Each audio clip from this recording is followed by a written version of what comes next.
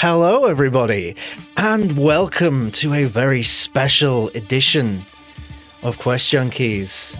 As tonight, we begin a tale of Vampire the Masquerade. But before we begin the Bad and the Beautiful, let me get some quick announcements out of the way because I am not going to be running things tonight. We have QuestJunkies' very first guest GM. Everyone, please spam some hype in the chat for our first guest GM, Bridget. Let's hear it. Woo! We are so excited. And look at these incredible faces. What a table that we have arranged for you all. It's going to be so fun. So, let me get these introductions out of the way. So first things first, please use that link in the chat there to support our dear friends Sirenscape and also Phoenix Iwaki. Phoenix Iwaki have just worked through an incredible 2-week charity drive which has absolutely nat 20'd John's poor voice, bless him, but smashed charity goal well over a grand and a half, I think. It was 3,555 roughly. Yeah, which is absolutely incredible. So it was a privilege for us to take part in as well. Me and Mai yesterday in Spelljammer, which was great because he brought my girlfriend into the stream so that I had to fight my girlfriend, which I didn't know about. I pummeled her ass. Yeah, nice. It was. That was. I need therapy after that, but but yes. With that link in the chat there, let me post it again. You can sign up. It's an affiliate link for Phoenix Iwaki, so using that link helps Sirenscape tell Phoenix Iwaki that they're amazing, which they are, and you can get a free trial of Sirenscape, so you can have access to all their musics and ambiances and sound effects, like we do, like we are tonight. So you hear this sultry music happening. Well, that couldn't be possible. It's really hot. If it wasn't for Sirenscape. Is mine a truple with Patch and Talia? Bold of you to assume it's a truple, and not more. Of course. Oh, fuck. Don't forget. But yes, moving on, friends. If you want to be amongst the first to hear about our exciting announcements and updates, go ahead and join the Discord, where we post memes at each other mostly, but we also talk about incredible, exciting opportunities of things coming up. Like this. This is the first of the 10 announced projects that we announced way back when. This is the very first one, so so excited. I need to speed through these so we can get started. But yes, join us on the Discord if you haven't already. We have a fun time there, and there's wonderful people in there for you to meet and make friends with. We also have a merchandise store over at questjunkies.co.uk, and believe me, over the next few days there is guaranteed to be some merchandise from this session. And look at that! We have Pocket Frag booties, which you can buy on the store. Look at the stickers! We've got some stickers for Onia's Wild Brew. Look at that. Yeah. It's all available. Oh yes, Noxie recently purchased a Quest Junkies tee. I hope it's perfect for you, my dear friend. So yeah, go check out the merch store. There's going to be some incredible merch from this session, I'm sure. We also, in the lead up, so a little bit of inside information. In the lead up to this session, a lot of us are new to Vampire the Masquerade, me especially. Yeah. Oh look, there's another one of our t-shirts. Keep coming, muffins. So in the lead up, one thing I personally discovered, and I know some of the others discovered, is you need a lot of D10s Vampire the Masquerade, so you need a lot of dice. So you know what you do when you need so much dice? You visit our friends over at Tabletop Dominion and use the discount code QuestJunkiesUK. You get 10% off your entire order. And look at that. Look, see? Look, all those dice. They just need... No, you cannot remove hunger that way. No, it doesn't work like that. Doesn't work that way. Heading over to Tabletop Dominion and get yourself some D10s will definitely help when you decide to play Vampire the Masquerade. And last but certainly not least, we have a YouTube channel where all our VODs are uploaded regularly. I still need to upload the last WildMount, I think, so I need to get on and do that tomorrow, which I will. because I'm not working. But you'll also find this session on there. If you can't save for the whole session tonight, fear not, it will be there for you to catch up on, as well as everything else that we've done. I believe that's it. So, this feels strange in the best way. But You're telling me. at this point, I'm going to hand things over to our GM for the night, Bridget. Come on, Mommy, you can do it. You can do it. We love you, Mommy. You got this. All right. I got all my pigs yelling out beforehand. It's fine. So I'm going to pick everybody in a certain order to introduce their characters. Everyone except Pat, I'd like you to give your name, a random clan. I'm sorry, not a random clan. Your clan, and a random fact about yourself. My brain is several steps ahead. But first, we'll go with Mai. Hi. Sorry, I zoned out for a second there. Hi, I'm Mai. I am. Wait, did you say who we playing? Yeah. My brain's just all over the place. I know, mine is too. Character's name, clan, random fact. Cool. Hi, I'm Mai. I am playing Evelyn. My clan is Hikata, and the random fact. Okay, I'm just gonna say it. As well as being part of her history being a mafia princess, by day / night / day for her, who knows? She works as a dominatrix. Hey! Nice. Excellent. Did I know this information? I don't know. Did you? Start writing stuff down, Matt. Did It's all I? coming out into the open. You see the official note taker for the night? Mm-hmm. Mai is Next. sexy off the bat. Okay. Yep. That's why this is here. No. Yep. The All one right, time she's- next we'll The go one time she's with not an animal, she's E. hot. I'm an animal in the bedroom. Rawr. True. It's true. Give me pets. Exactly. All right, C, you're next. Hey, C here, and today I'm gonna be playing Nemo. I am a Malkavian, and random fact about Nemo is he's had multiple cats throughout the years, but he thinks he's still the same one.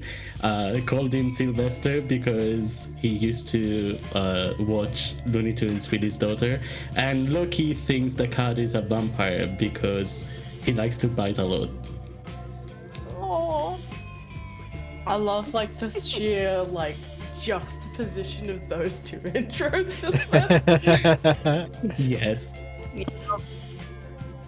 Dutch, go ahead and introduce your character. Oh, hello! It's amazing to be debuting as a player on QuestJunkies. I've always wanted to play on this channel. Hi, I'm Patch, and tonight I'm going to be playing the role of Lucien. Lucien is of the clan Ventru, and a random interesting fact about Lucien is way back when, in his human life, he was severely, massively ADHD, much like myself. And that's something that doesn't often carry over into the life of a vampire, but for him it has. And it's rendered him very interesting in social occasions, shall we say.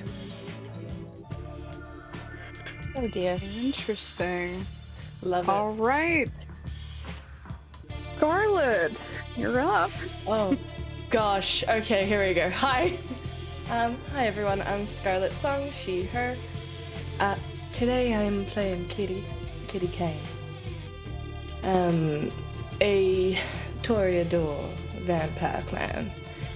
And fun facts. She loves tulips. Very much. They remind her of better and funner times. If funner is even a word.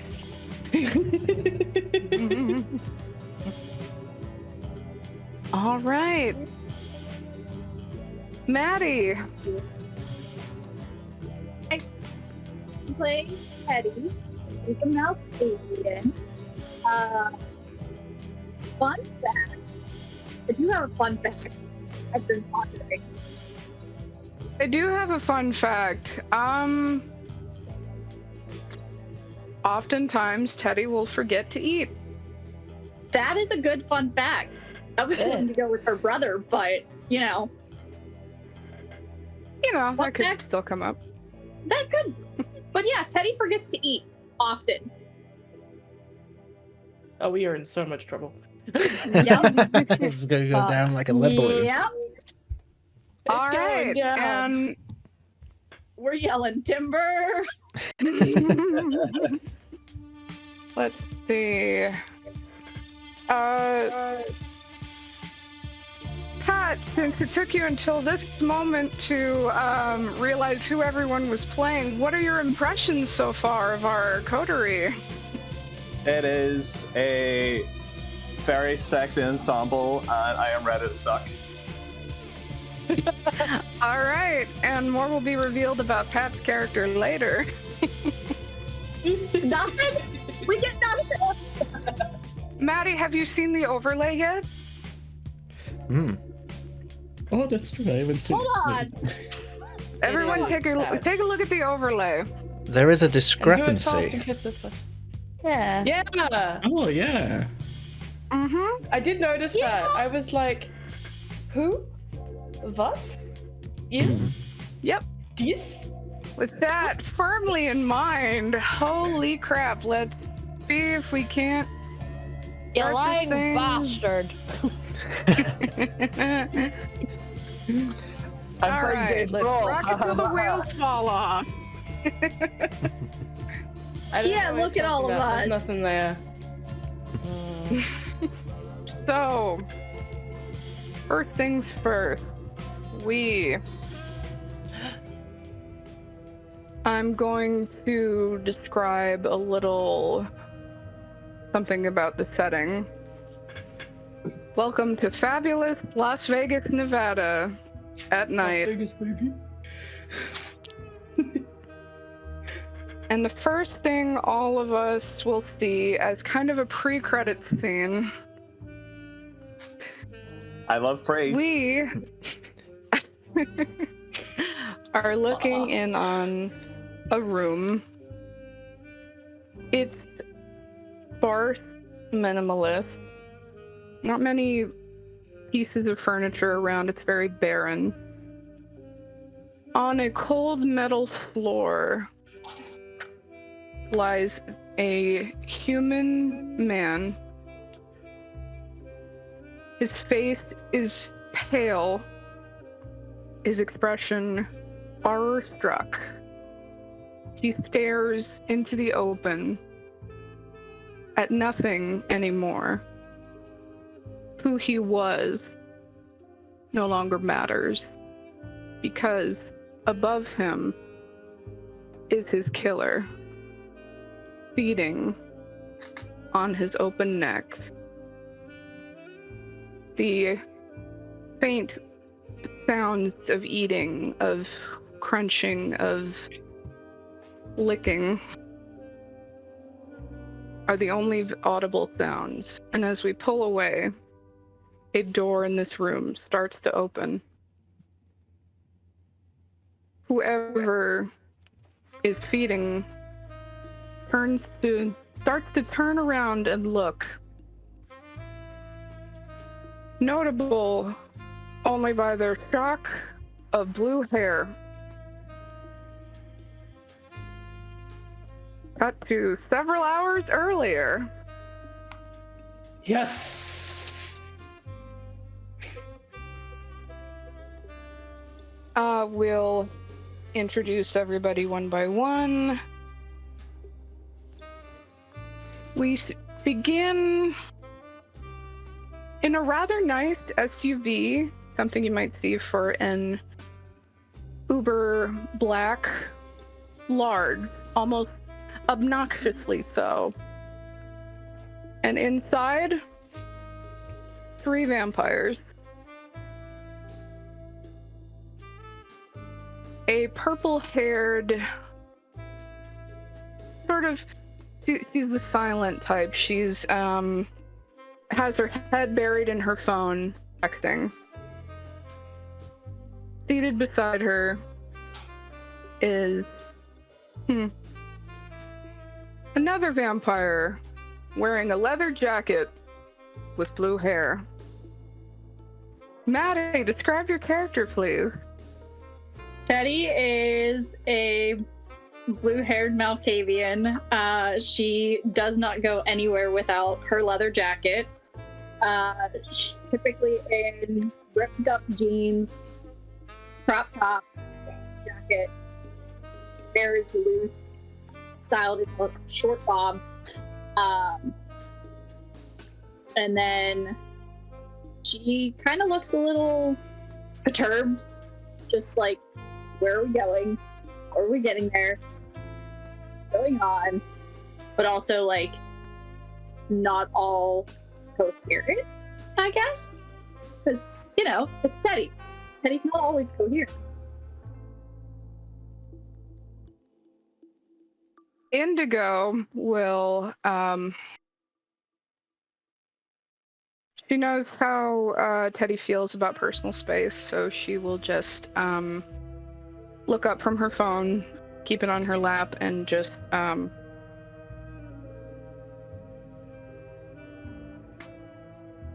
it's going to feel a lot worse before it gets a lot better.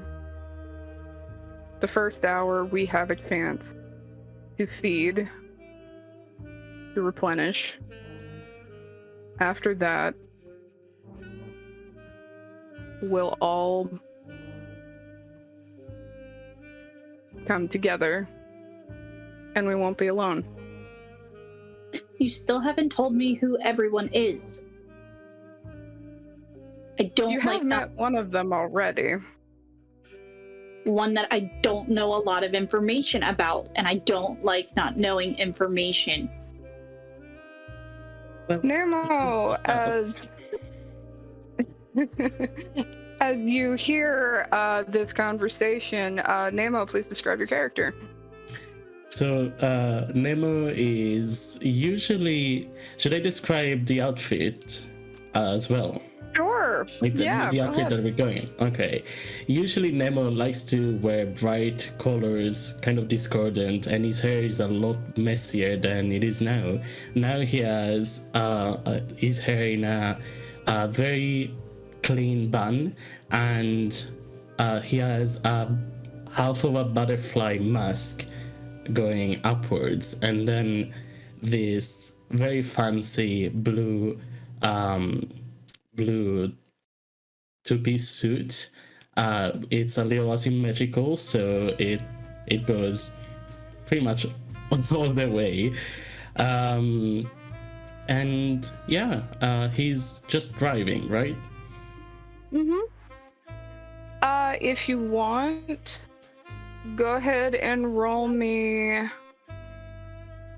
Let's make it dexterity and drive.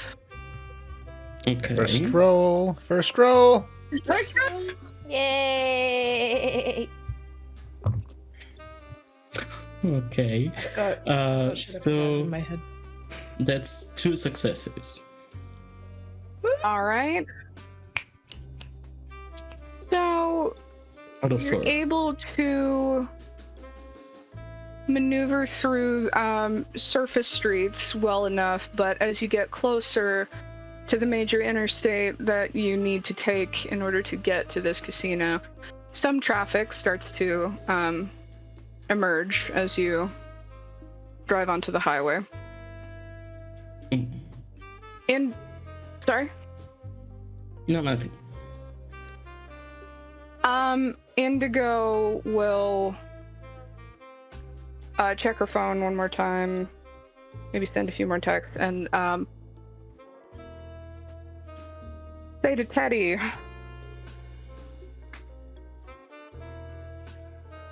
you may not have met all of them yet, but you know more about them than probably me and Nemo do.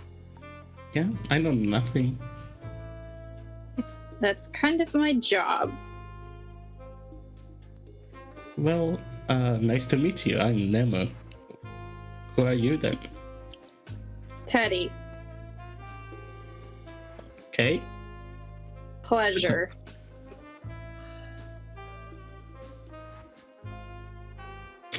She's still very upset that she does not know much about him. In her course of trying to deep dive and get information, he was one that she did not find much about, and she is irked. True. If you have any questions, I'm an open book.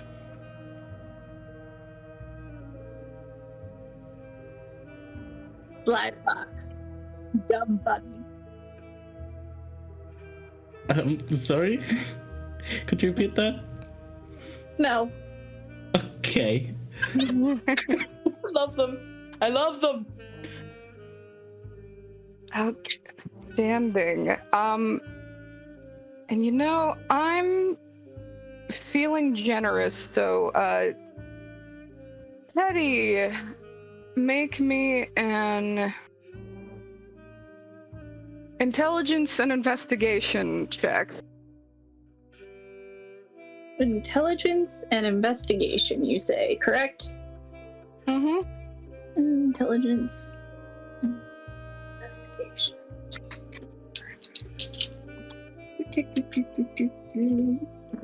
Today's episode of QuestJunkiesUK is brought to you by D10s. D10s.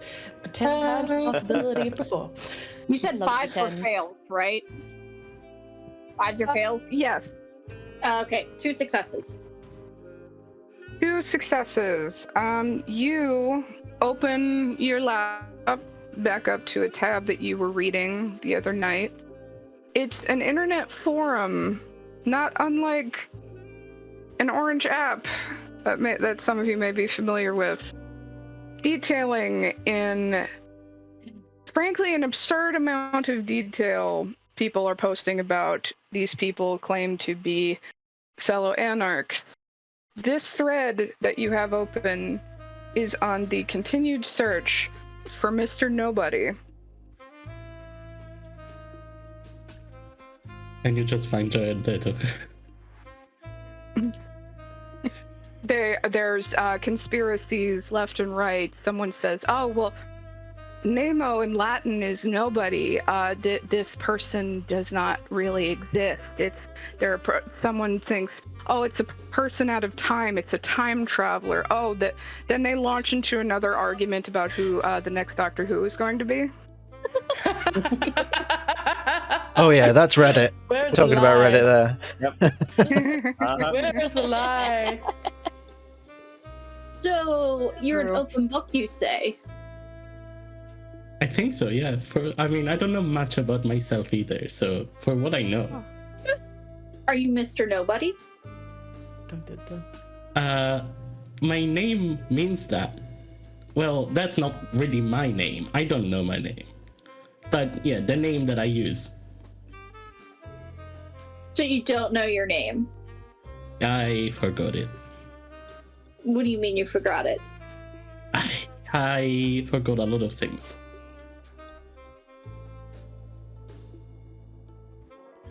Really quick, you rolled a drive check before, so Nemo, give me a quick hunger check. Oh, okay, so that's just 1? Yeah, just 1d10. Okay. Another failure. Moving to Hunger 3, Nemo, you begin to hear this voice persistent in your mind. Isn't it about time you just pull over to the side of the road, maybe just leap back there, maybe bite the blue impertinent one, just feed, why don't you just take a sip? It'll make you feel better. Oh, there it is again. It's so familiar. Do you mind But- if I stop? If we stop for a bite? I ask Indigo. Indigo will.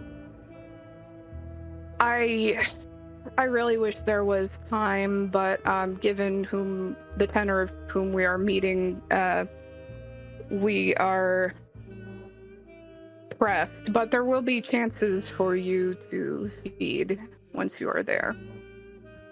Okay then, I'll wait.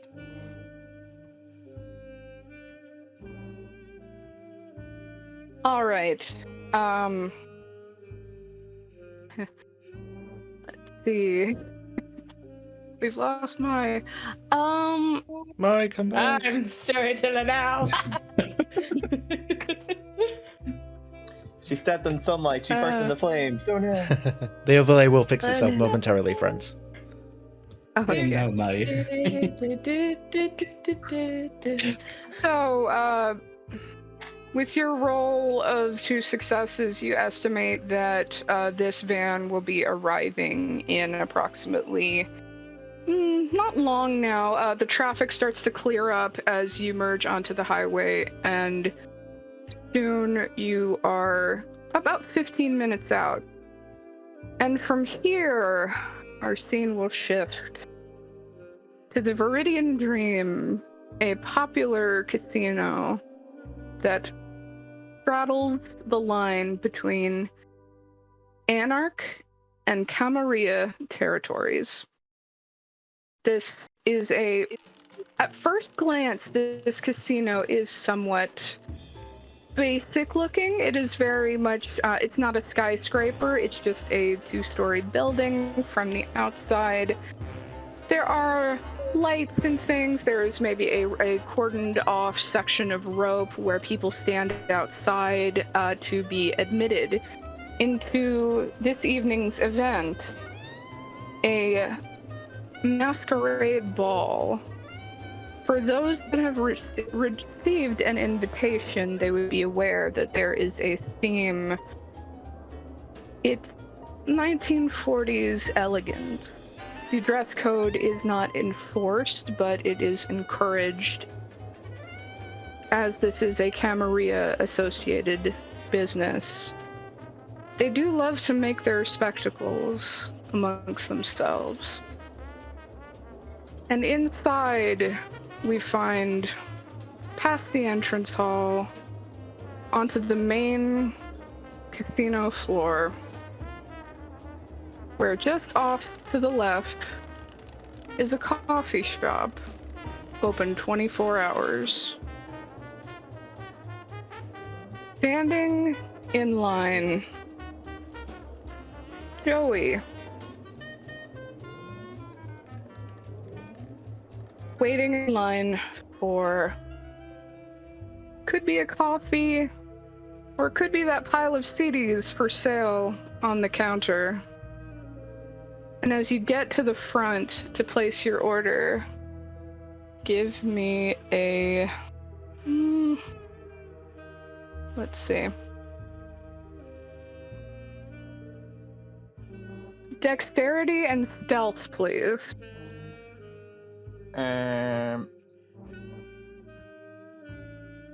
So dexterity and stealth. So I roll 3 dice.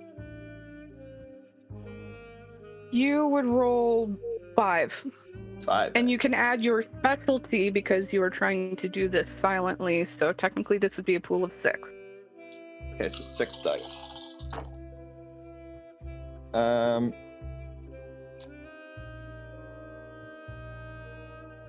Okay, so I need to roll that one again because it was cocked.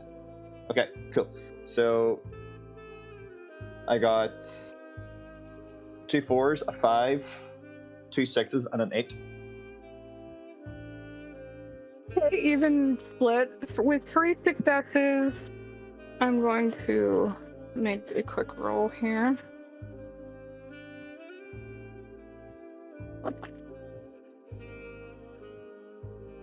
You managed to slide a CD into the pile for sale. On its cover is a Photoshop edit from that evokes the era of 2006 alternative hits. The title, The Labomters. But as you place the CD into the for sale rack surreptitiously, the barista frowns a little, looking up at you.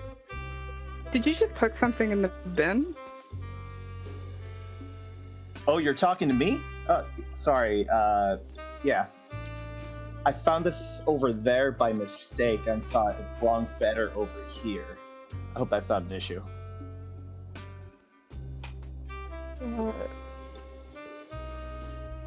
Ooh, you do not have a pool for this. What am I gonna make you roll?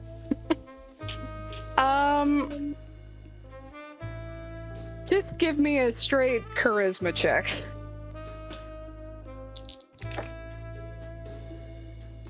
0, 8, and 5.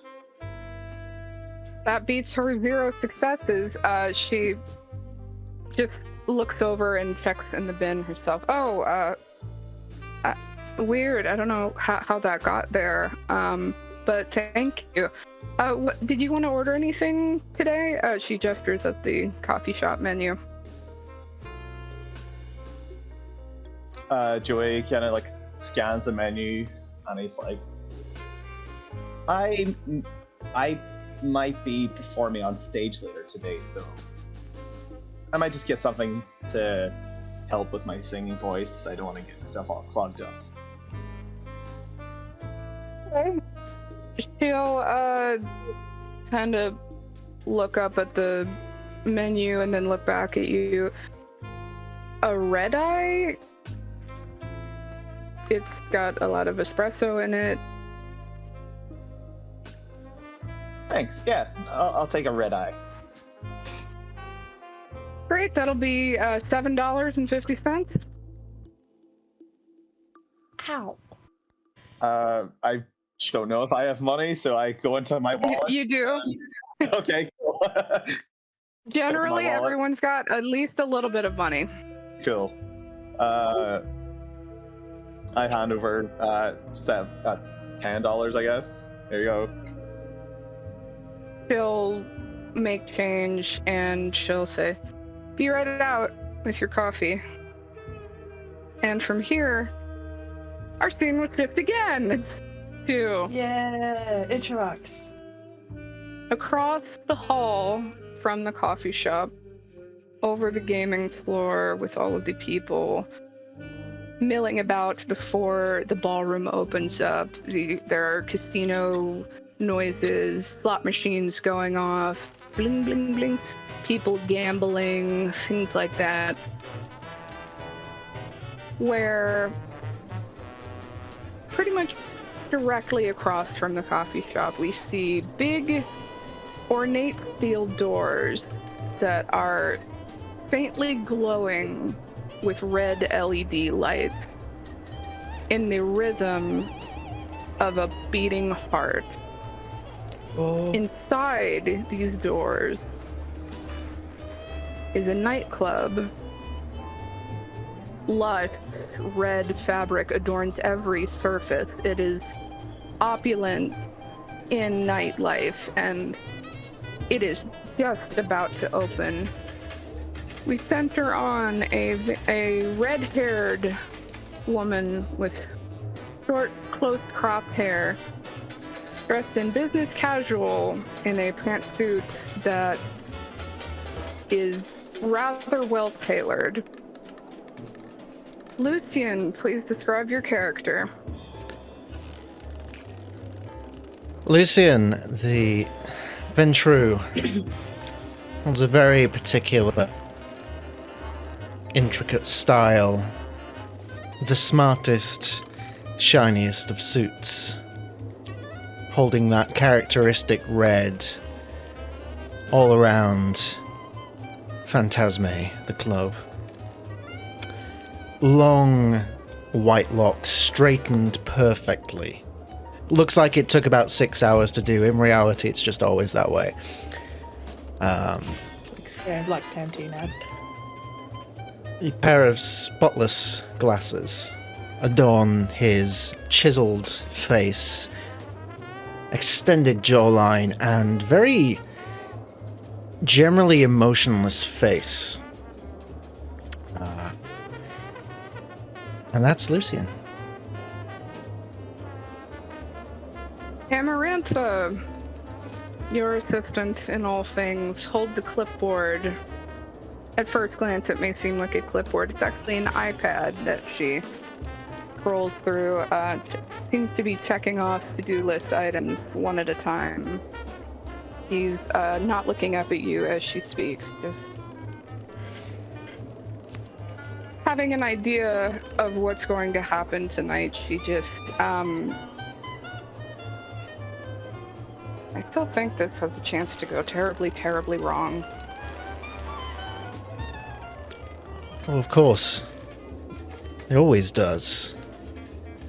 But when things go right 100% of the time, there's never any fun, is there? It's boring. I don't want to be boring.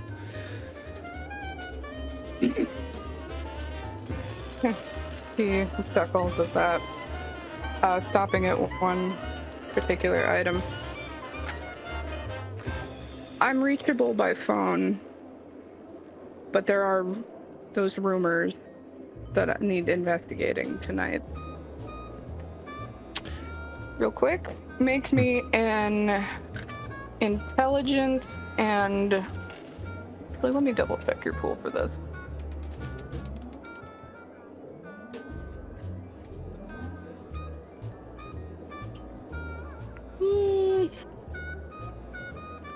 Actually, wits and awareness.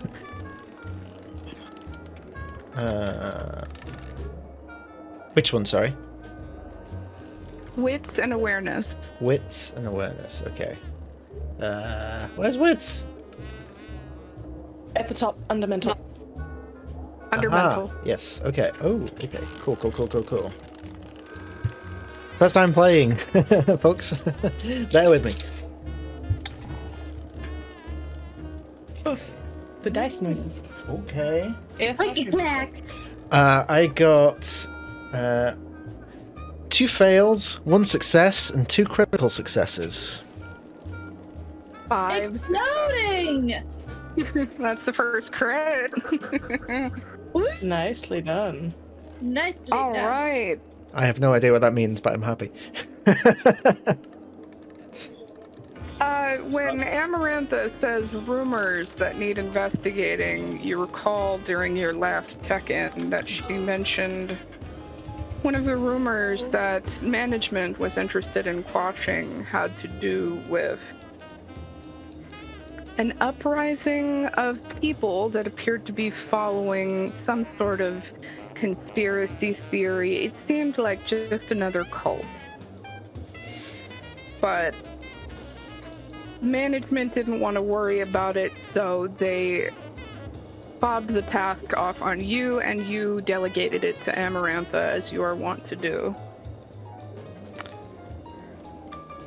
Well, I think we dealt with worse, Amara.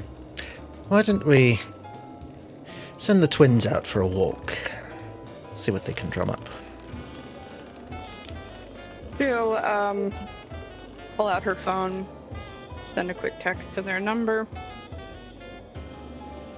And if this is a nightclub, then the two of you are over by the bar area. From up on stage, the velvet curtain pulls back to reveal a set of tall, willowy women that stroll forward as though their movements are subconsciously synced up. They emerge on stage and they move down off of the platform, down the stairs. The display is very theatrical, as they are known for doing, and tonight when they reach the two of you, the tallest and blondest one says, Tonight we are Serenity and Trinity. Yes, but what are your names? I jest, of course. Perfect as always. They let out a giggle, which synchronized is a little off-putting.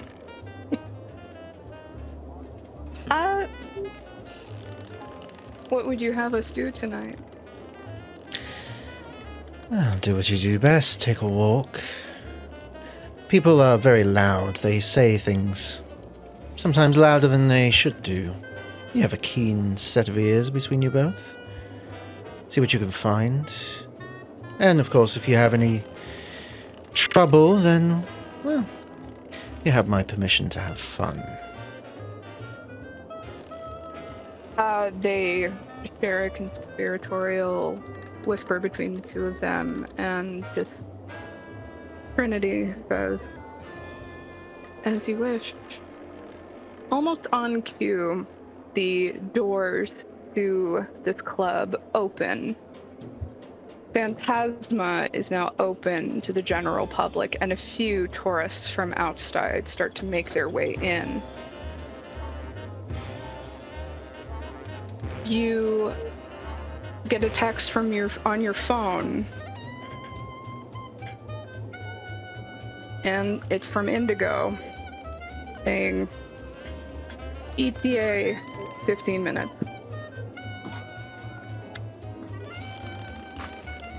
I just send a thumbs up back.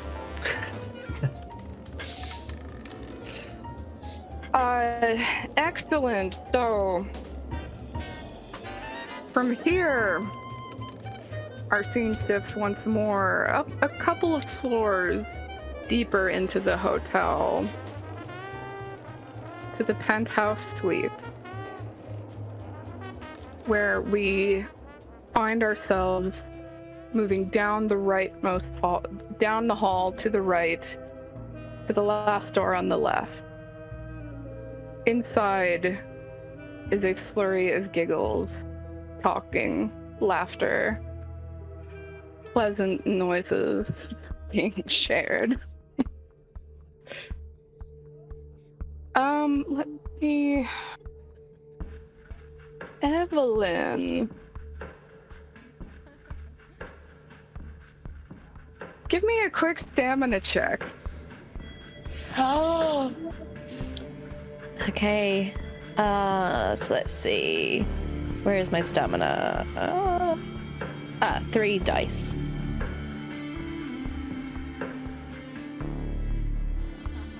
So that is a 1, a 5, and an 8. So 2 One fails and 1 success. success. So,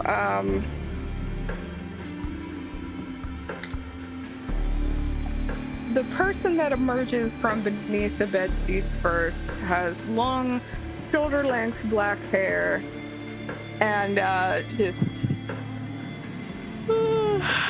Well, darling, we really threw Cosian to the wind this evening.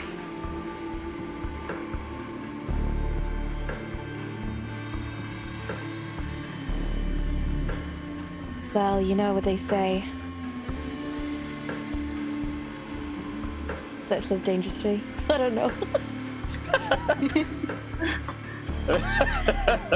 My You brain is murmur asleep this right now. from beneath So the rich, what? sheets. And so, Alistair peels back the bed sheets. Evelyn, describe your character. In this moment in time, when he pulls back the bed sheets, you will see a pale-skinned, nude vampire with long, dark, curled brown hair. She's very full-chested, curvy, and she dons a very large, deep scar on one of her breasts. She just kind of lies there, just like, are you ready for round 2, or have you got things to do, Daddy? And You slay me. From the bathroom, a tall, voluptuous figure emerges, clad in a deep velvet bathrobe, which looks familiar. It's the present you got for Deirdre last Christmas. And she saunters over to the bed, reaching down to maybe brush her fingers along your neck as she gives you a good evening kiss. Oh, my mommy. Evening, darling. Did you miss me? Every moment you were asleep in our bed. Answering your question from earlier, Alistair just slightly strokes your hair and said there shouldn't be much left to do before the wedding. I'm sure there'll be a few more tricks up my sleeve. I have to be a little bit mysterious, you know. Oh, most Keep you on your certainly. toes. And he runs his fingers along your arm. As you're all talking, Evelyn, you hear your phone vibrate from the bedside table. Should have left it on silent instead. Just goes over and like picks it up and just like checks it. It's a text from Indigo. ETA 15. Be there or be skull emoji. What emoji? Skull emoji. Right, the bitch is back. Sorry, my darlings, but our fun must be cut short. They both Okay, begin to coo over you. Oh, surely you can take a moment more we can take a moment more of your time, my love. It's been so long, and of course it's been a day since the last time you two were together. I put each of my hands on their faces and just kind of look at them lovingly and just go, my darlings. And then just kind of lean them both on my chest and be like, put something on. I don't think they, as much as I enjoy your form, I think it's time we made our faces known. Perhaps you're right. He nips at your ear. He runs her tongue along your jaw. And together, the three of you get detangle each from each other, moving to get dressed. And Deirdre, wear the dress I like. oh, Are you sure it's not still at the cleaners? In fact, no, wear the lace one instead. She will return from the closet holding a Regency-era white lace gown with thin straps and an elaborate bodice, looking not unlike a wedding dress. Love it. And we'll pause on this scene 1 second.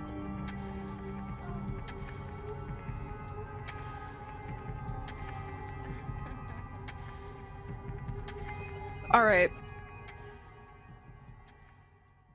One more shift in our story before all of our characters will converge on the same place.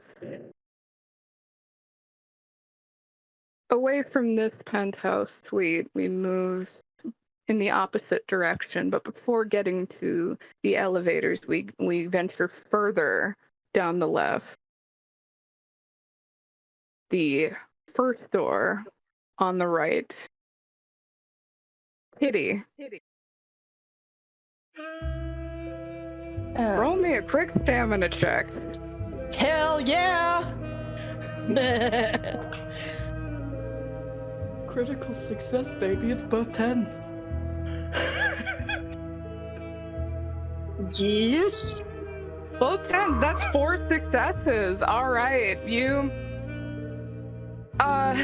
awaken for the evening, perhaps a bit hungrier than normal, which as you move toward the mirror, you hear that faint voice inside your mind. Before you leave, why not just slake your hunger a little bit? Somewhere special. You remember where, don't you? Of course I remember where, honey. It's been a while since you've fed. You know you want it.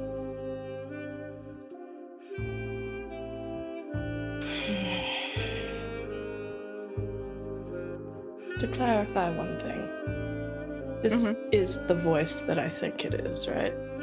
Yes. Lovely. There is a shift as, am I dressed or am I equally as naked right now?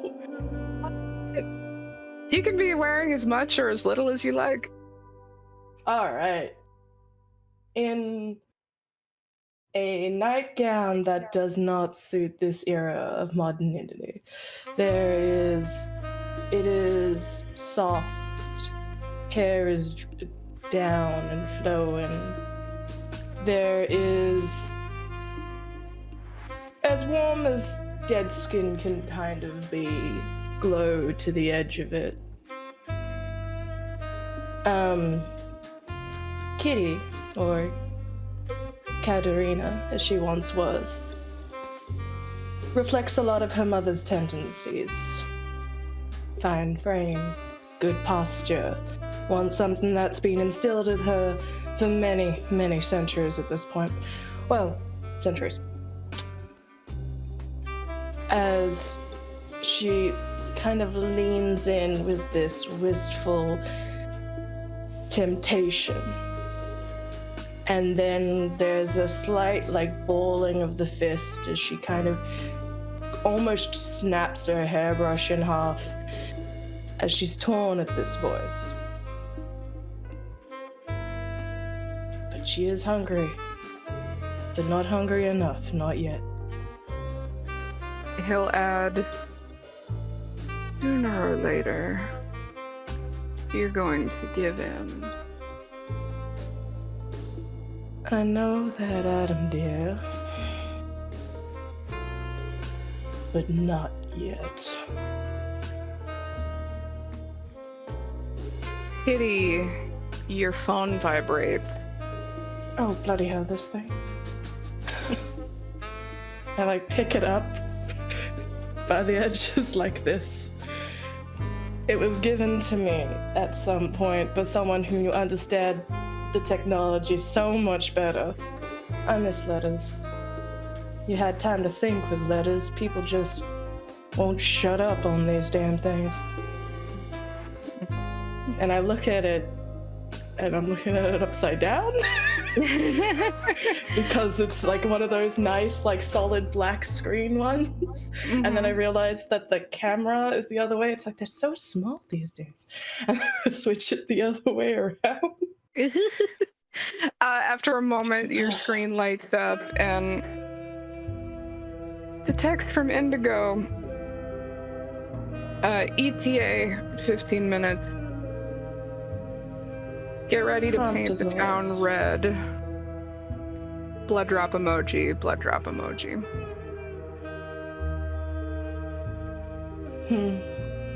Just like Mama. And she gets up and changes into a silky black gown, actual velvet, so maybe something out of a wardrobe long ago.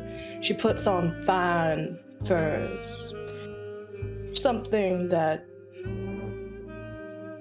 reminds her of things that her daddy used to hunt. Lovely. And she looks out that window, and everything in this particular room doesn't look like it's changed, potentially since the hotel was founded. Like, everything is modern, everything is beautiful, but the interior of this particular room, compared to everything else, looks like a moment captured in time. Maybe one of the few moments left.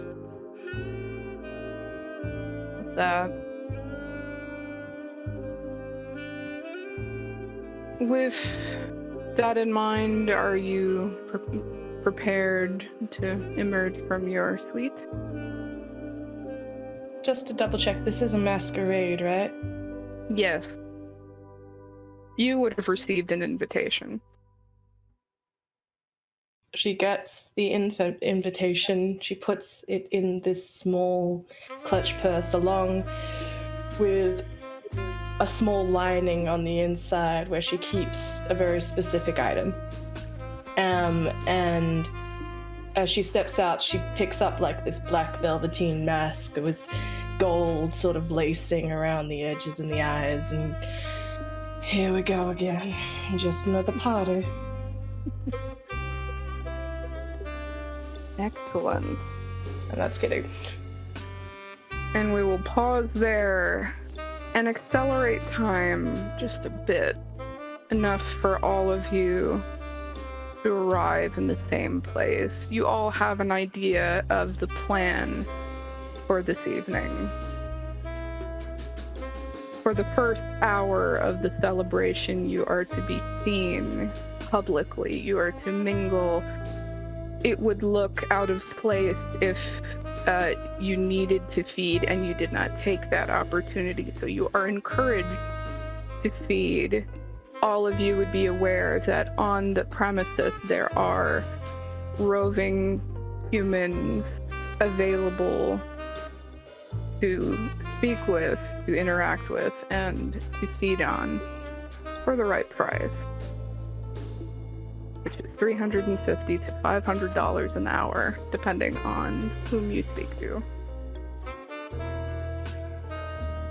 Moving into the official start of this evening's masquerade, we center on Teddy, Nemo, and Indigo, as you have found a private room available for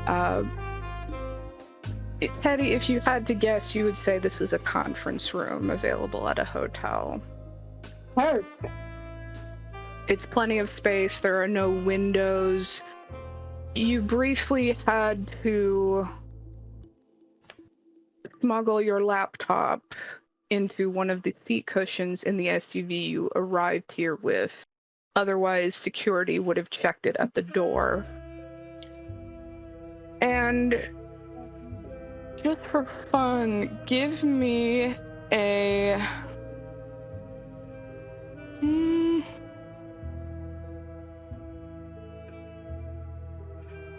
dexterity and stealth. Please include your hunger dice. So that's 2 dice for hunger, right? Yes, and for you this would be a pool of 5. So 5. I'm rolling a total of 7 dice, Yes. right? Roll your 2 hunger dice first, if that makes it easier. Okay. Both were successes. A 9 and a 7. Perfect. You stay at hunger 2. Okay. And then stealth is a 4. Dexterity is a 2. So that's 6 because I have a crowds for stealth. Right. Okay. I'll let you activate that specialty because you're moving through the crowd, and the SUV would have been parked at the rear entrance with the smuggled laptop.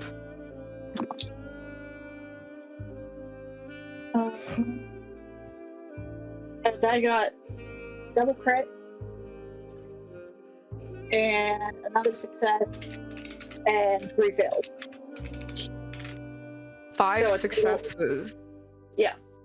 That is more than enough. Indigo says that she will depart for the back entrance and go pick up your laptop from the designated parking spot. She will also meet Nemo out in the back, and the two of you will adjourn to the conference room where Teddy will begin her work. But as you move through this crowd,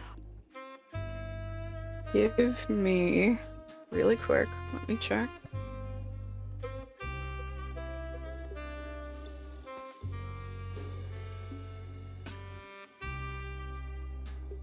Resolves and aspects. Me? Yes. Resolve, which is 3, and aspects, which is also 3. So I'm rolling another 8, 6.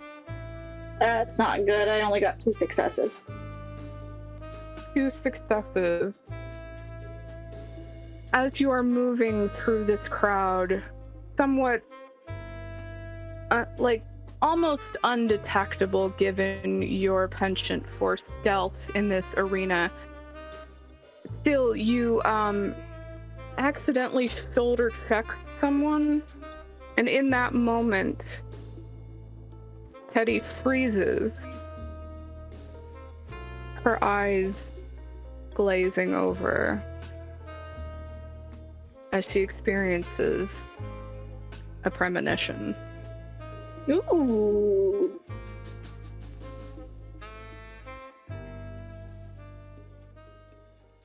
Let me take a look.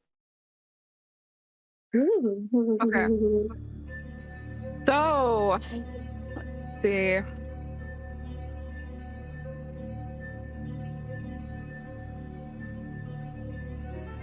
In this moment, you are transported somewhere else. A place from your memory, a place from long ago. The room is monochromatic in stark white colors and cheap linoleum tiles. It's cold and unfeeling, and as you look, there's a splatter of blood across the floor, all over the opposite wall. You are dazed, your vision blurs at the edges when suddenly he steps into view with that shock of silver white hair, thick dark eyebrows, and that smile, that damned smile, so full of self-assuredness, as he looks into your eyes and says,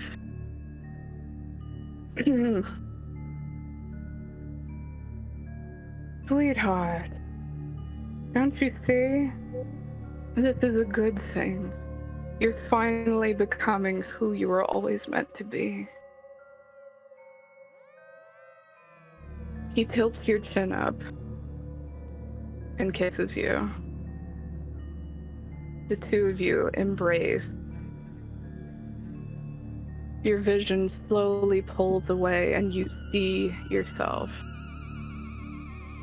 entwined with this tall, handsome stranger. But the both of you are wearing dark white hospital clothes, though his are splattered with blood as well to match the walls. The fluorescent lights above your head flicker as your vision pulls farther and farther away from the pair of you and reveals a room, the wider expanse of the room, wherein several corpses are thrown, placed chaotically through the room as though they were torn into. And from there, your vision clears once again, and you are back inside the Viridian Dream. Are you okay? Is everything alright?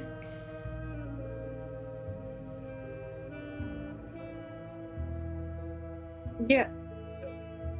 Yeah. Would she recognize who she ran into? Wits and awareness?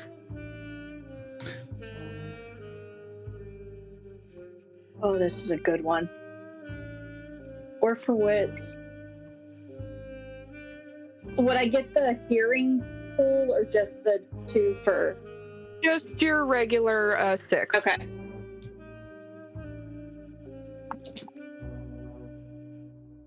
Six. Crit. That's 4 successes. 4 successes. You think, is it him? Maybe you saw a glimpse of white hair. You can't be sure, but it could be him.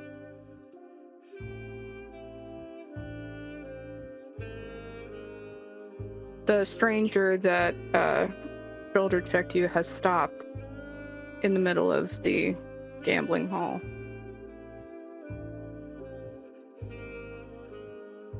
She'd move stealthily, like move through the crowd, like not like super stealthy, but like moving stealthy to try and see if it is him. Do you do anything to get his attention in particular? She'd make sure she's in his peripheral. Got a whole shocking blue hair.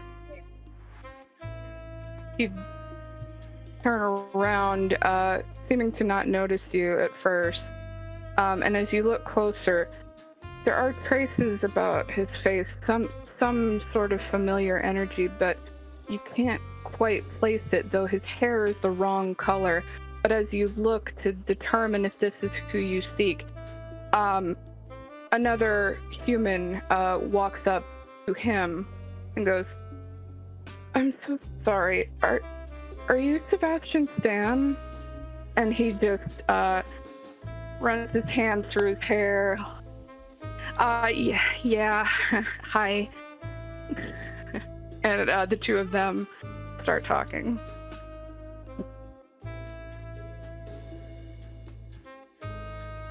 He poses for a quick selfie with a fan.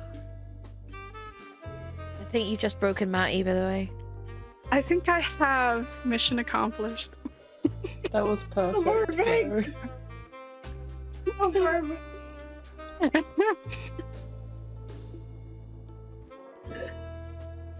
And after he's finished taking this selfie with the fan, he just kind of looks back at you and just gives a little wave before he saunters toward the coffee shop. Toodaloo. She turns and heads back towards the room.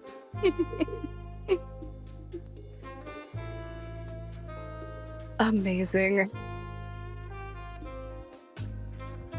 Nemo, you, from outside of the conference room, you saw a little something happen there.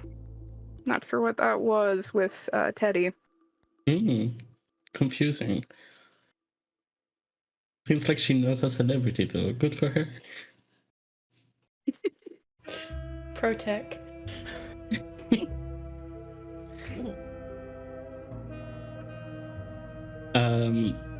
So would I have money to partake in the services that they offer?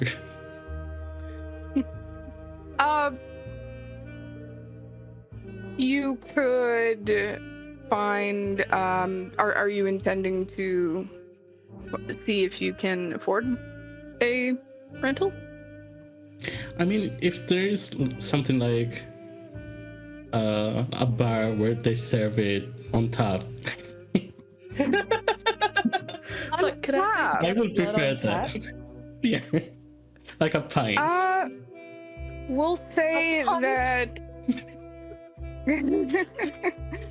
Give me an. Same for you, actually. What's an awareness? Okay, awareness. Oh, okay.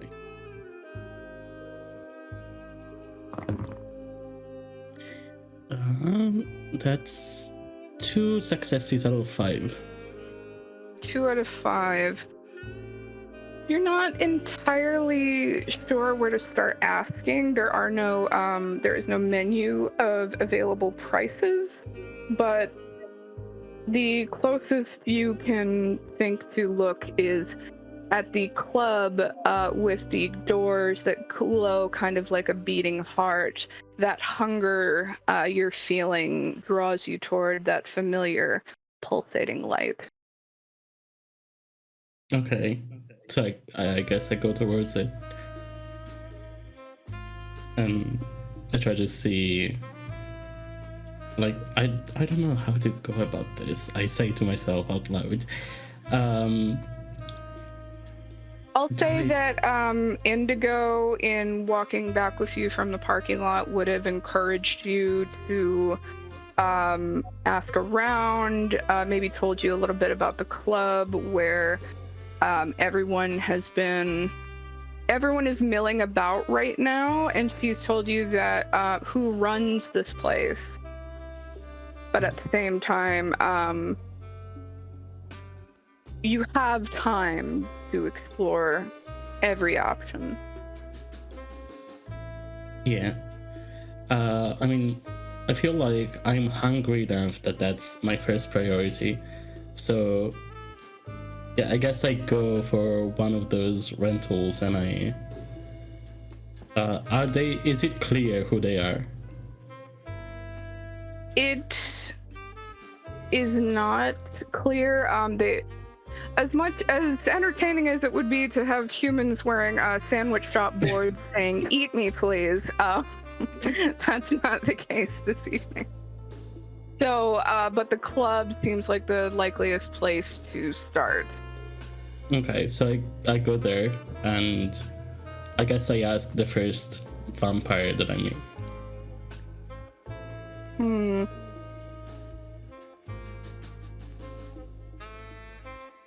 You encounter a petite woman with red close-cropped hair and a fitted pantsuit at the bar. Hello, good evening. Have you heard something about the rentals in this place? She makes a kind of distasteful face, but my best advice would be the private rooms are she kind of points back out in the other direction, back out onto the gaming floor. She goes on to explain, like, brain fart. So you leave and then you walk straight back out. At the very back of the gaming hall is the ballroom. To the left of those doors are the private rooms available for evening rentals. It seems like you're not a fan. Do you have another way? Well, everyone is different, of course. It depends on your preferences, really. I mean, I do not really like to do it out in public. Even if it is private, it feels a little unnatural. Yeah, I agree with you there. There are places where you can be alone with them. Does get kind of costly, but if you're into that sort of thing, then that's where you would go. Well, thank you so much. Have a good evening. You as well. I guess I go to one of those private rooms. Would they already be there? Yes, the area that she pointed out, near the back of the gaming floor, is a grand entrance to a ballroom. Directly to the left of those are several smaller doors.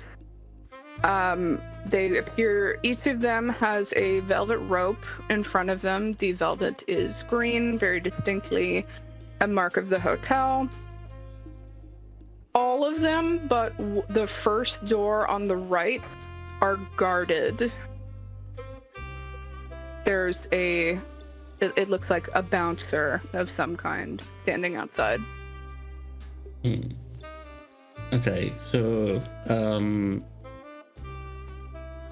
I go up to the bouncer and say, hello, is this where I might rent?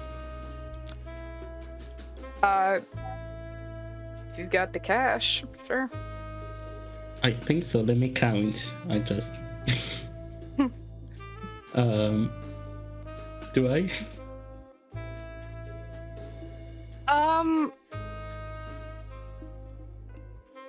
You know what? Yes, you do. Okay, I offer it up like this. Is this enough? He'll kind of he maybe gives you like a side eye, but he'll like take the cash, kind of count it out. This will get you about 15 minutes. Okay. I just need a snack. But if you want to go ahead in, we'll send someone over. Okay, I'll wait here then. All right. So he unbuckles the velvet rope, letting you into a door. While there are private rooms, this one appears to be the size of a miniature hotel room, but it's a lot smaller. It's maybe a intimately cordoned off room. There are pieces of furniture strewn about the place, couches, and maybe some kind of other apparatus. It's not entirely clear what its purpose is, but it's plenty. There's plenty to look at, and I'll say that you're waiting there for about not long, 5 or 6 minutes. The room is somewhat dark, but the door opens. Inside, a woman enters, sort of squinting, maybe her eyes adjusting to the light a little bit. She wobbles a little on tall platform heels. And she reaches around on the wall like she knows where the light switches are. So she raises the light up a little bit, and turns to look at you, and her face goes pale. And she just utters a single, "Dad?" I'm sorry? What?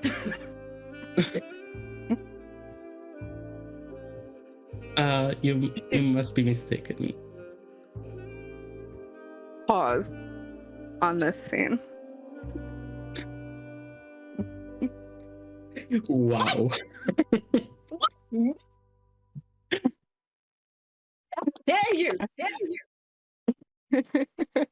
I love it. Joey! The man, you the myth, the doing? legend. The man, the myth, the legend. The man with the coffee. The $7.50 coffee. Who? I would like an oat iced latte, please, with a touch of blood. Thank you. Oh, he's Been one of those enjoying your fuckers. coffee. A coffee snob. Uh-huh. Let's say you've been enjoying your coffee for the last little while. But pretty far into the party tonight, and give me wits and awareness. Wits and awareness? Yes.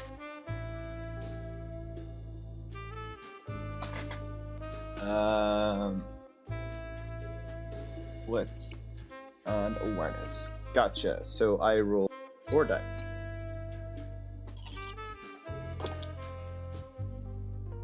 One's cocked. Okay, so that's a 0, a 9, a 3, and a 6. Wow. Nice. 3 Three successes. successes. That's pretty damn good.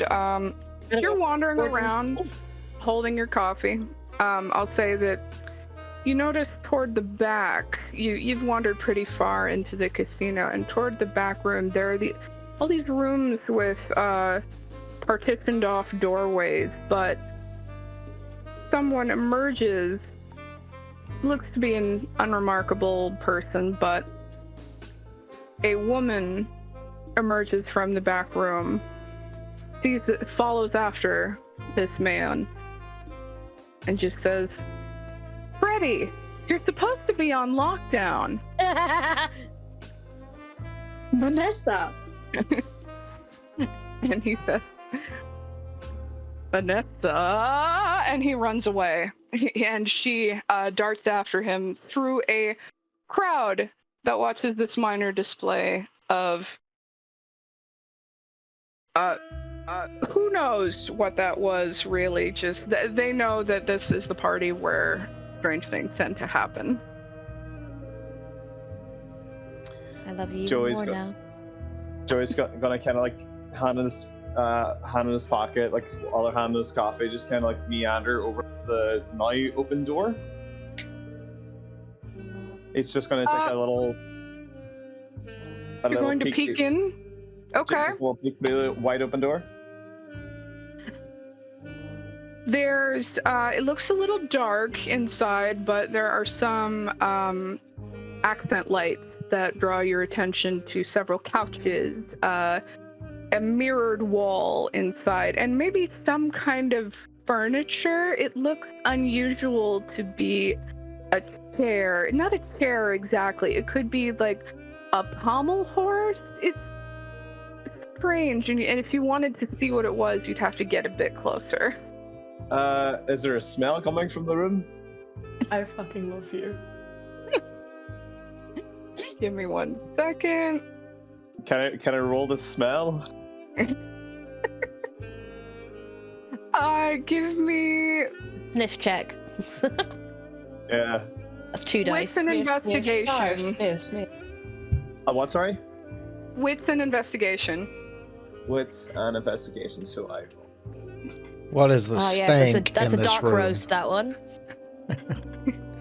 That's 7 and 2 2s. 1 success. You're maybe some kind of cleaning products. It almost smells a little too chemically clean. There's even at 1 success, there's an overwhelming aroma of lemon.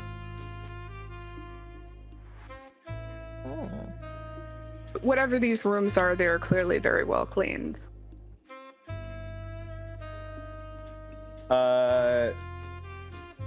Does this look like a green room before you go on stage? Or is this very specifically like you pull a lever and a wall rotates and there's like a wall of dicks? You got 1 Wall of success. dicks. You got 1 success on your wits and awareness. This could be a green room. Joey's gonna walk into the green room. Fucking hell, he's one of those, isn't he? And inside, it's a bit posh. There's a lot of black leather, very much like It's strange for a green room to be this dark, but at the same time, he's probably played in weirder places. So, how's the guitar doing? Still carrying that around? Yeah, he's got that. He's got it in its case on his back. As he has kind of like meandering through, he has his like iPod Nano like in his ears, and he's just like flipping through some songs as he's like getting himself hyped up for his gig. All Is Joey right. a hipster? Yes. At least that's what it feels like. I've had the worst kind. Musician. Does he wear a beanie? Does he have glasses? Not today, and I don't know if he wears glasses. I just decided to wear them because everybody's being sexy right now, and this is the best I can do. I only just realized you were wearing glasses when I asked, is he wearing glasses? I'm perceptive, aren't I? If you'd like to Passive must be low. practice, Joey, give me a dexterity and performance check, please. Yeah. Dexterity and performance check, please. That is okay. Do I add my other dice on this? Is this a 7 roller or is it? You would have a tool of 6. Tool of 6. Gotcha. Okay. That's pretty good. 4 successes. 7, 8, 7, 9, and a 2 and a 1. Okay. Let's make this, can I get a Malkavian wits and awareness check now? See how many successes you have between the two of you. I Both of us. I was Okay. gonna say, Yes. is someone naughty? Wits and awareness? Wits and awareness. Okay. 2, 3, 4.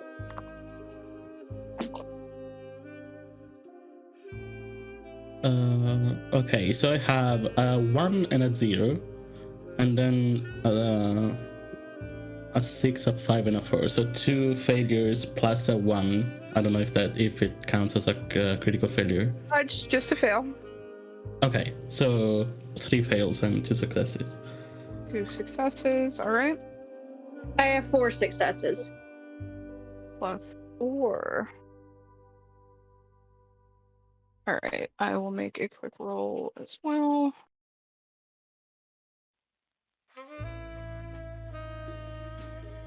Oh, this is a good tool for her. Ooh, alright, so Nemo, Teddy, and Indigo, you are off in this general area of the hotel. Strange. You're listening, and the music from outside suddenly maybe starts to get louder, or no, it's different. Oh god. God damn it. My brother! I don't know how to play it. I don't think anyone really does. That's sparkle. Wait, so this is before I went into the private room? Or am I still... You can hear this from your private room. Okay. It's a bit louder now, and no, this music is not coming from the main hallway. Someone is practicing guitar off in a room somewhere. What the fuck? It's Indigo looks perplexed. I didn't know they were having amateur talent night, but I guess personally. I want to know where it is. She opens up your laptop. There'll be time for that later. I think we really need to get started on this. Fine. So she will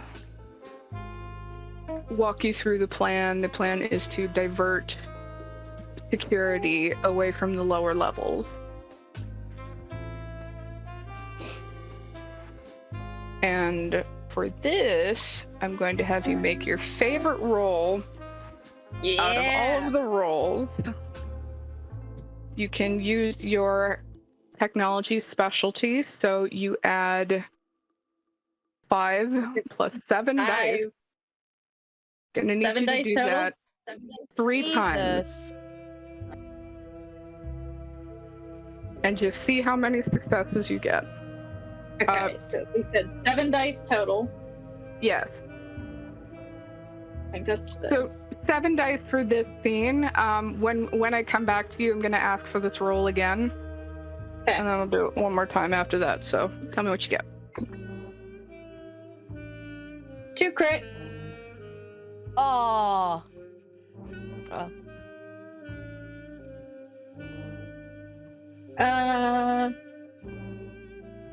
3 successes and 2 fails. That is a total of 7 successes. Mwah. Amazing. Gotta love crits. For your first roll. For my first hacking roll For your of first the night, hacking guys. job. We are hacking the mainframe. I'm in. All Hack right. job. Pause as we move back to Fantasme. At this point, I'm going to say that Amaranthe is most likely off investigating.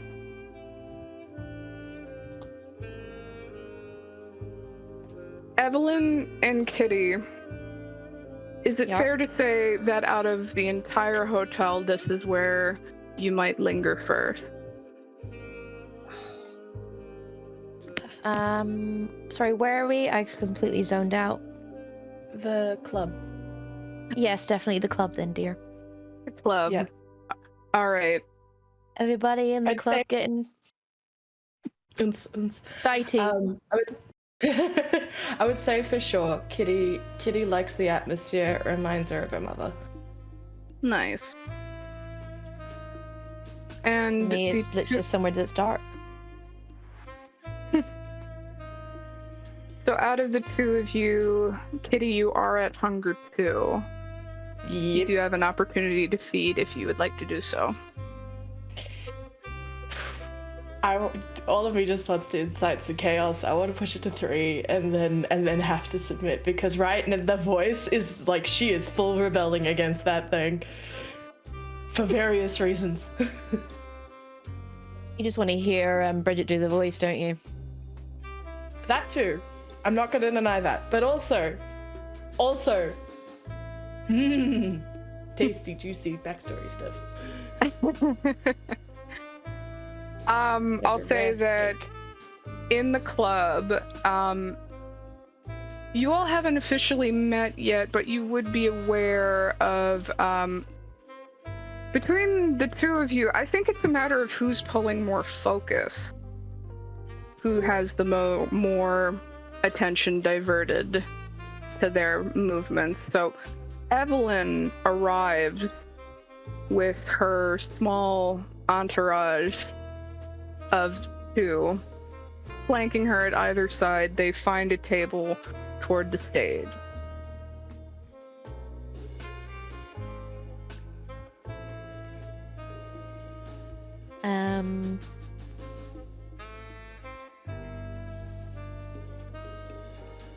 I think we're While- literally just gonna sit there. Kitty, this is a happening spot. There are people milling about at the tables. It looks like there's a stage, empty of performers for right now, but there are plenty of open seats at the bar. Kitty is going to do just like her mama would. She's going to walk to the bar and kind of nod her head down if whoever's behind it. Who's behind the counter? You would see a human bartender. She's got short blonde hair. She's rather petite, and she's cleaning a pint glass. I look over to the stage that's empty, and I'm like, may I? Sorry, what? And I go, may I? May what? And I gesture at the stage. Entertain for a minute. Oh. She looks around. I'm not sure that there wasn't anybody supposed to perform tonight. Well, if the seats are filled, honey, you might as well give them a show.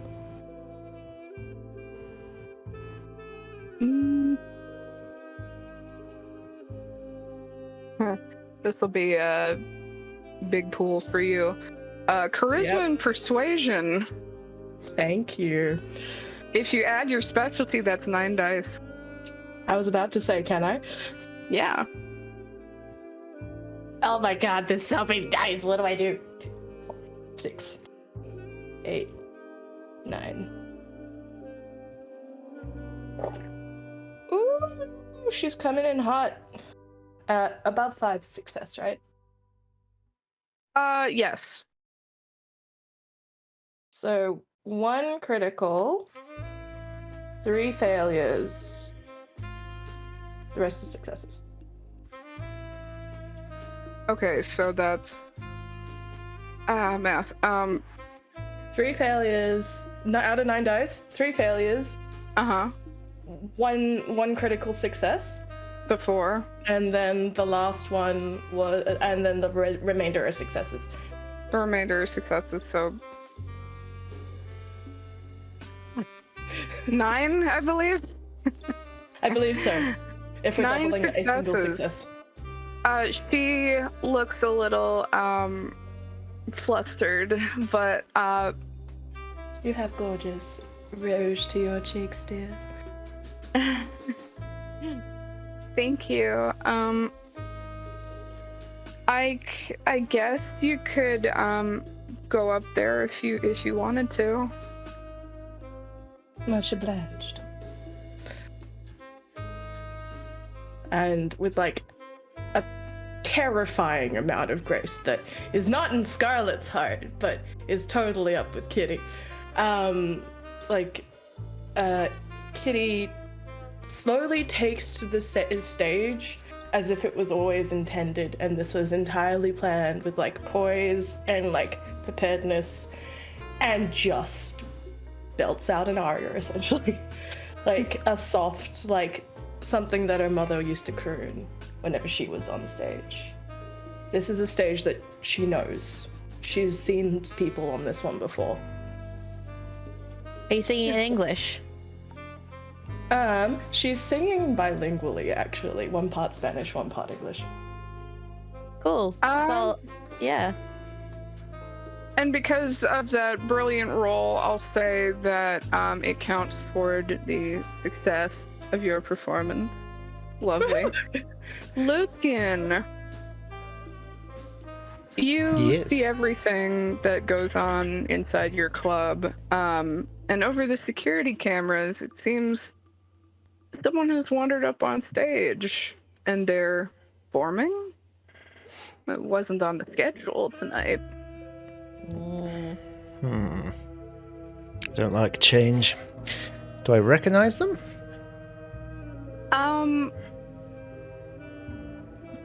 Give me, let's see. You would have, oh no, actually, no, here's what I want.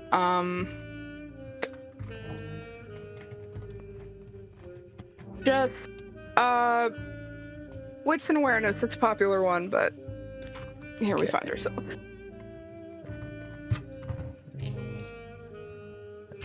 Okay.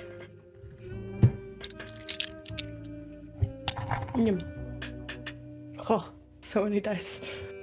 They go clack. 4 successes, 1 critical success. Jesus. Ooh, that's Spicy. 8 successes. Damn. Spicy! Love it. You know exactly who this is.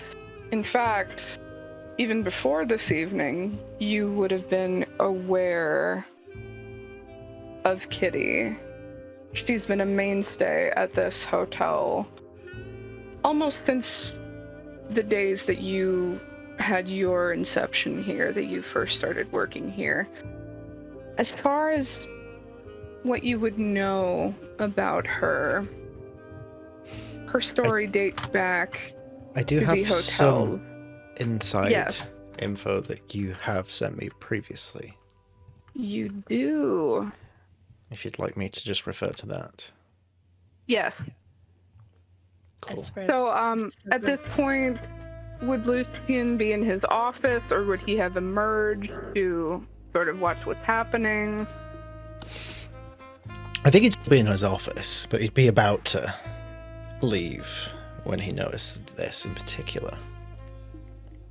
Okay. So he's heading out when he sees this happening. Yeah. Let's see. This performance continues. The crowd seems enraptured by what's happening. They are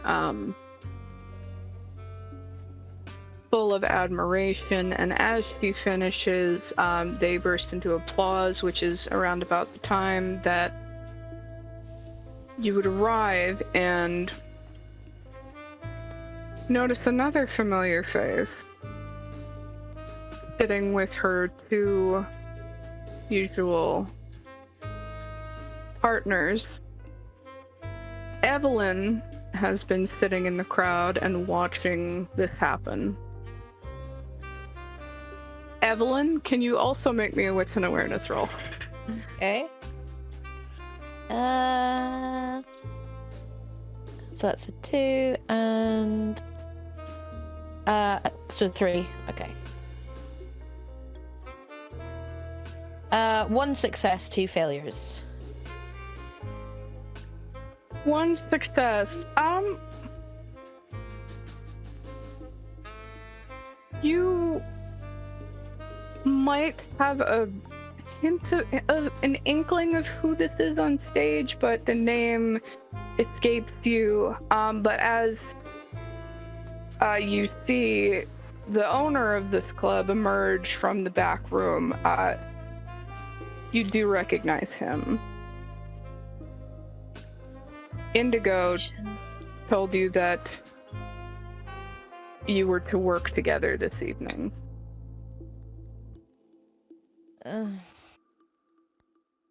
Great. Keep your wits about you, my darlings. Sorry, what was Seems that? like this. Keep your wits about you, my darlings. It seems as though the shit in the mud has come, you know. Alistair will just nod thoughtfully and maybe size up Lucien. Deirdre is too busy applauding for Kitty. Of course she is. She's a bit of an airhead like that, so that's why I love her. Love that. I was gonna put my hand on her knee and just kind of stroke it a little bit, just to like, yes, okay, yeah, good. Just tie it in a little bit. Don't be too enthusiastic. I love that. So, around about this time, I might suggest that we take our break. Yes, wow. You can please. do that. Yeah. Yes, it's 7:30 in the morning. Yeah, Oh my so god. we'll be back in about 5-10 minutes while we take a little break. So we will see you then.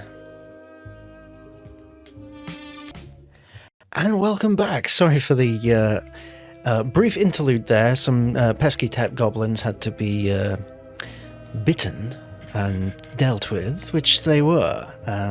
But we are back. And yes, over to our very esteemed GM, Storyteller, Bridget. Oh, thank you. So we're picking back up. We've had this meeting in the club, and we will briefly switch back to the casino.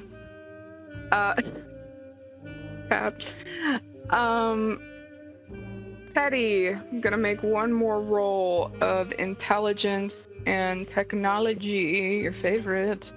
I do love it. It's a good one. Well, that's a crit. That's a double crit. Along with 2 other successes and 3 fails. Very, very nice. 6 successes. That is more than enough. And let me look at how many successes we had earlier. I had 7 earlier. You had 7 earlier. You have 6 this time around? Yep. Okay. That's some that's some Neil Breen levels of Las Vegas hacking. Well, considering her specialty is hacking, makes sense. Ooh, Love to Thanks. pay. Fascinating. All right, we will learn the outcome of that a little bit further down the line. Dun, dun, dun. Ooh, Dun, dun, dun. But for now, Indigo praises you on a job well done, and Teddy, you would notice that music is still playing in the back. Someone is really going ham on their guitar playing, and if you listen close enough, Majestic. somewhere in the melody, is that Taylor Swift?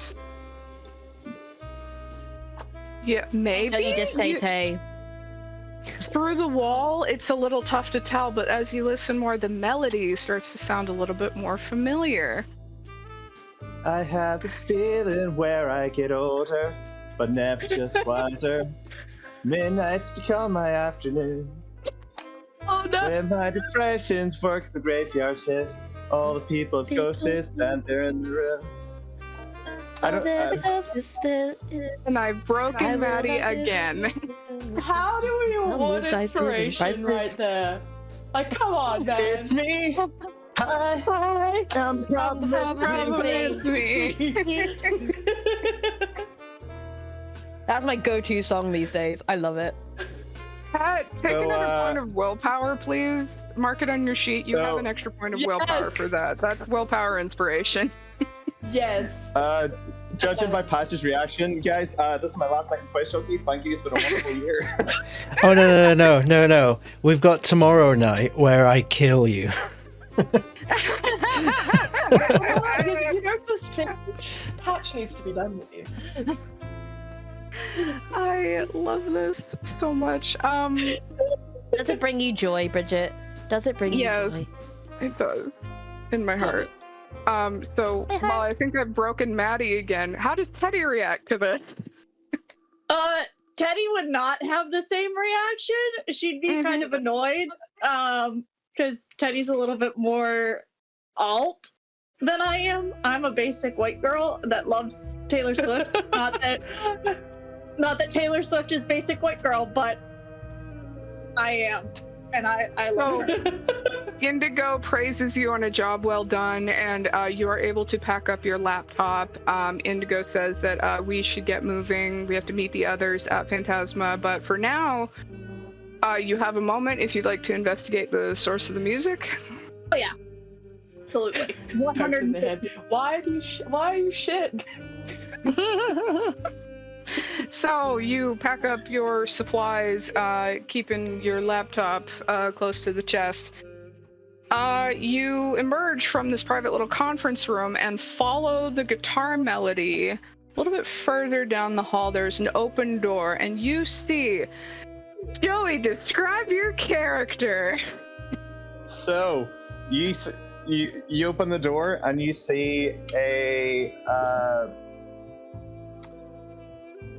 a guy in his early 20s. He's got like a lumberjack-esque flannel shirt on. He's got a cardigan on. He's got an iPod Nano like on his lap while he's kind of like jamming out. He's not jamming to Taylor Swift anymore. He's jamming to Panic at the Disco. So you walk in and all you hear is she paints her fingers with a close precision. He starts to notice a bottle of gin. So he's gonna throw a pencil at him. And like he's got skinny jeans on. He's got Converse on. Yeah. He's got a keep cup. Oh, he totally has a keep cup. She's gonna throw a pencil at him, like right, aiming in between his eyeballs. Woo! Do I want to have you roll for that? Why, yes, I do. Just a straight dexterity check. Okay. No. For No, me. just Teddy. But if you'd like to dodge, They were double that's eights. good. They were double I'm eights. jamming. That's 2 successes. Joey, you feel a pencil kind of strike you right between the eyes as you're really wailing on a riff. Say what you mean. Tell me I'm right. What? Excuse me? Excuse you. You're excused. Can I finish the song? No.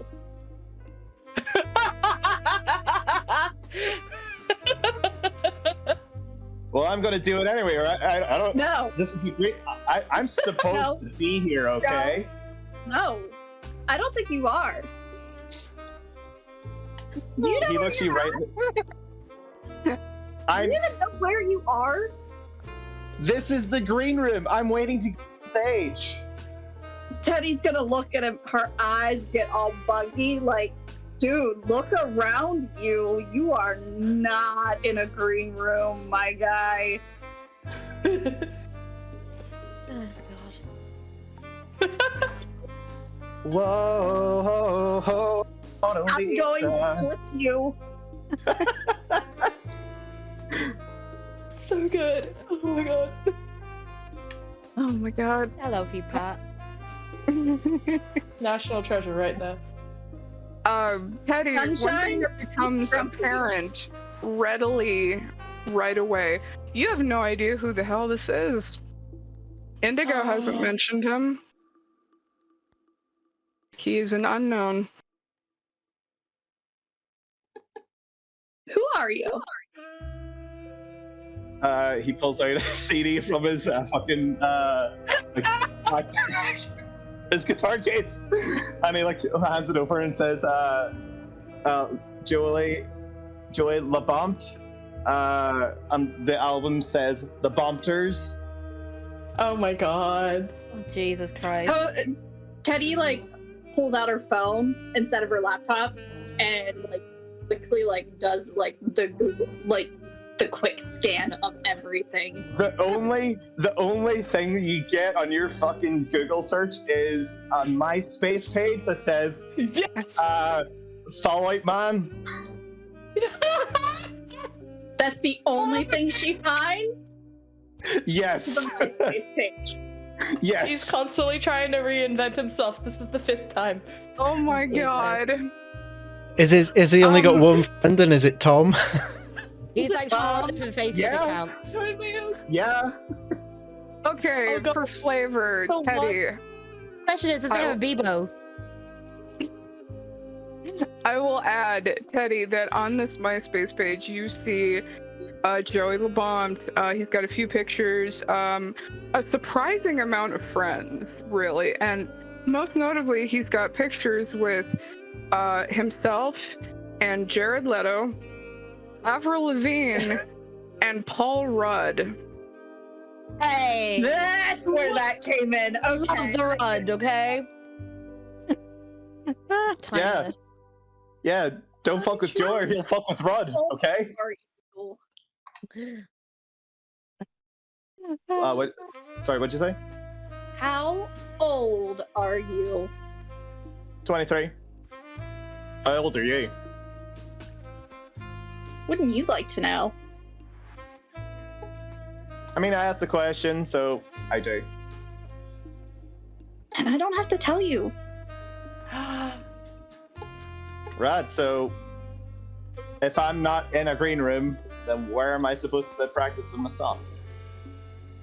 I don't think you're supposed to be here there, Joey. How did you get in? The door was right open. There was lights. Yeah, that does. Comfortable that does- seating. He's sitting on the horse. You sitting on that? People do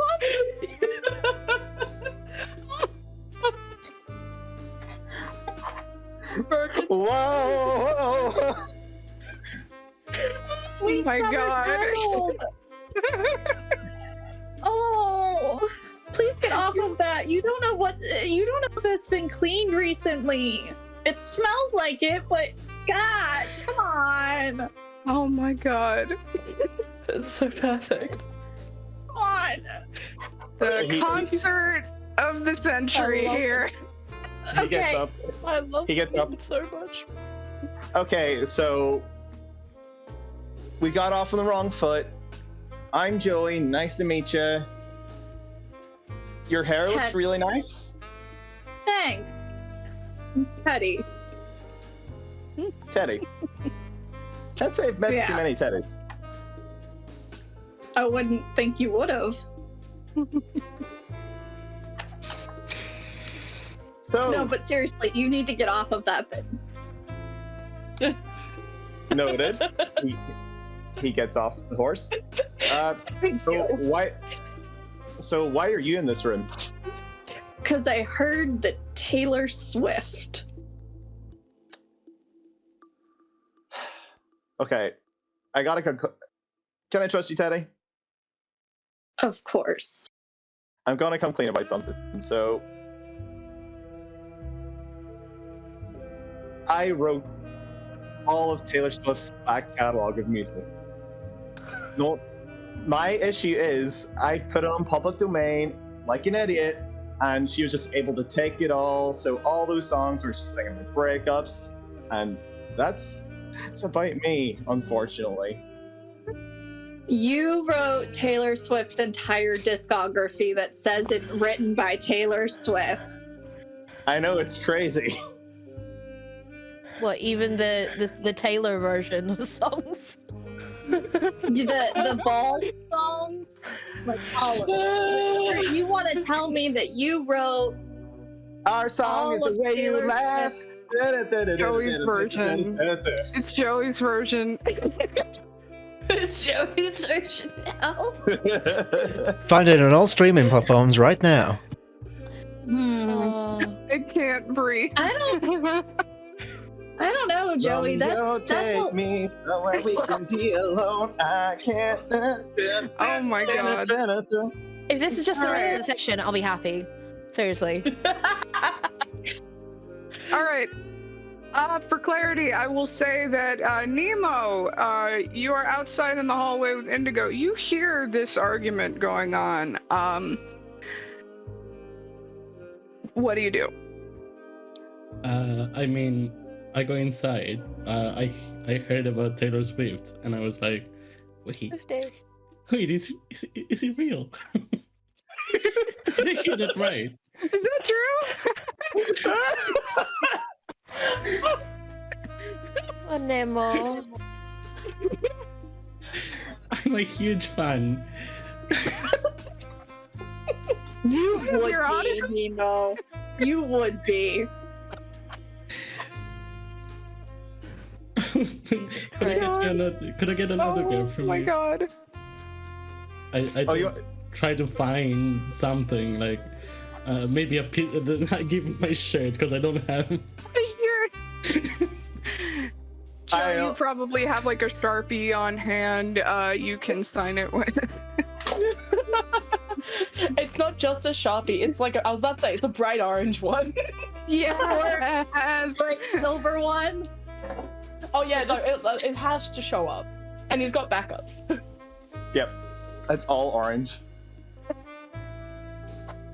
Oh, Incredible. What is it? Metallic oranges that they came out with in like the early 2000s. As, like, Yes. a limited edition sparkle set. It's those. You have like. Yep.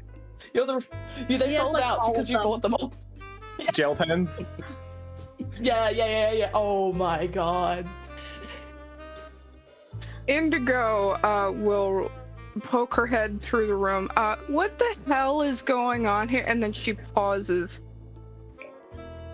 I know you. Where do I know you It's not from? either.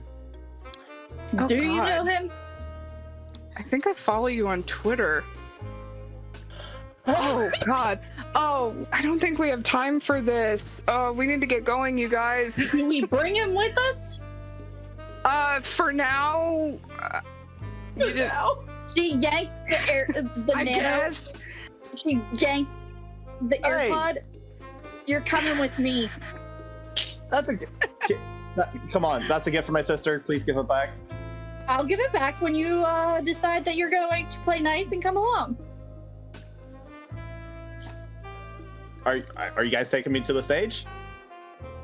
Sure. Yeah, sure. Sure. Come can't with wait to us. hear. You're on in 5, kiddo. Come on. The very slow sures aren't really reassuring, but I guess it's better than being in a sticky room, I guess. Oh Yeah. my god. It was recently clean, damn it. I need art of would- this now.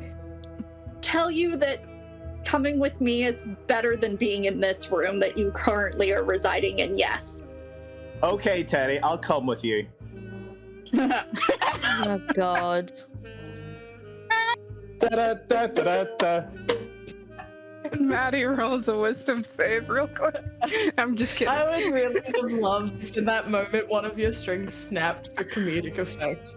And thus ended the monetization of QuestJunkies. Hey, if it wasn't monetized already, demonetized already. Fair. So, I think, okay, Indigo kind of makes a snap judgment and then just like mutters in Nemo's ear, I don't care who he is a liability. We need to just can keep track stay of with him. He can stay with me.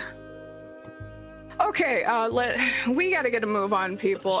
Let's go get him. She gestures toward the club, where all of you converge at the club to a scene on the stage of a surprisingly gorgeous woman who has just seemed to finish up her song for the evening to a standing ovation from the crowd.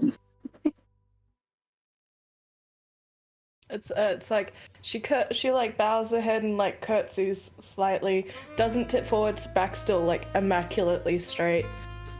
It's like, thank you, diamonds. Very nice. Remember to tip the bar. Indigo will tell Teddy that it's best if she'll point out first of all who they're all working with toward the front because she sees where everybody is sitting at the, and she'll say we shouldn't all leave at once. It's best if we go one or two at a time at most. Lucien, you realize this performance has just taken place on your stage and it was completely unscheduled. What do? There is a momentary panic because there's been a change in schedule, and I don't like that. I do recognize the perpetrator of this change, and for once, Lucien lets it slide because there is an element of curiosity in this particular individual.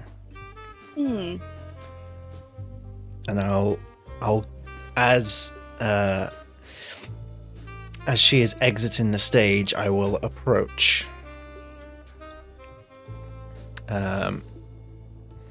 Like doing a slow golf clap as I do. Do I recognize Lucien? I think I would, right? Yes, you would recognize Lucien. I like curtsy a little like, hello, dear. An unscheduled performance, but someone of your ilk, I suppose I can make an exception. Seem to have got them rather riled up as well. And paying handsomely. And I gesture over to what I assume that they've listened to what I've said, given my presence and awe, and the tip jar is full. And getting full. Yes. Oh, presumably you have activated awe before this performance, and yes, there's probably a little tip jar going around, and then it gets passed down the row. Evelyn, you see a tip jar being passed toward Deirdre. Do you take it? I take it before it gets to her. Yeah. Do you leave any money in it? No. Alistair will pass it toward the end of the row, and eventually it reaches Kitty. And Kitty passes it to Lucien. There you go, dear. Sort of count it with his eyes. Well, next time, give us a heads up, dear. It just seemed so lonely by itself and empty. Couldn't resist. Sorry, dear. Well, I'm not one for resisting myself, so I can't be mad at you for that. Shall we? Thank you, honey. And extend a if hand. you are offer, she very like calmly places it down, and as like you take it, it's like light, but like I think you honestly would see that the fact that she probably like almost crushed a hairbrush in it, like there's like some slight, not grips in the palm, but there's definitely some residual nail marks, as like she takes it gently and goes, besides, I had to do something. There are people in the audience who have been kind to me, and well, Daddy always said repay favors. Mama said even more so if you can. I don't think they noticed though, and I don't think they remember, but that's alright. And sometimes it's for the best. And on your point, you will notice Lucien's hands are incredibly moisturized. They are soft and delicate, like babies' hands. Never worked a day in your life, eh? When you get to my level, you never have to. And as like she lets you guide her to wherever. Fully aware that like at this point they are like some of the hottest people in the bar, but not acknowledging anybody, except perhaps Evelyn, because you know, Kitty's grateful after all. I guess we'll That's make our why way she did over. it. All right. Indigo will greet the two of you and just sort of guide you both to take a stroll toward the ballroom, which should just be opening up. We'll have time for pleasantries afterwards. Understood. But we'll see you on the other side. See you soon. With a nod, she will leave the two of you to it. You exeunt toward the ballroom. Yes, exeunt toward the ballroom and goes. Kitty goes, did you remember your mask, dear? He just opens the suit jacket. I never leave without it. Sometimes people are not ready for this, so. Yes, it is quite dazzling. This is not sarcasm. Kitty acknowledges beauty where beauty is due. I always liked you. I do appreciate that, and I appreciate the honesty. For flavor, I'll say that, Lucien, you'd be able to recognize a presence power when you see it among Coterie. You are aware that Kitty has awe up. I shall also do so. Because I can. You both activate. Oh, make a grand exit. Plenty of eyes follow you as you do. There's no rolls required. It's just a passive power. So Let's show them how it's done. I would say, of course, dear. I would say that a lot of the reason Kitty's got it is so other people can, go in unrecognized. That's the point of her, after all. Mhm. Sad little songbird. Make him watch. Make him wait. lovely. We have our first two headed toward our destination. Indigo, I will say that she moves up beside Evelyn and just kind of very conscious of your two ghouls, just kind of be like pointing at Joey. Do you have any idea who this is? Do I? You know what? I'll have you roll for this. Let me see. Let's see if you follow him on Twitter as well. Just give me a straight wit. Wits. Okay, so 2. Yeah. That is a double crit. 0-0. 4s at successes. Come to think of it, Evelyn might have run across that picture of him, maybe with the one with Paul Rudd, and thought, oh, yeah, maybe you follow him because you think he's cute. Paul Rudd's one of my clients. Yes, it's canon now. Yes. Yeah, Love it. there you go. Absolutely Yeah. love it. How do you think he's looked so young all these years? I was about to say that. Yeah, it is. Paul Rudd's a vampire. Oh. You guys are digging into my backstory here. One I step love at it. So you would recognize him.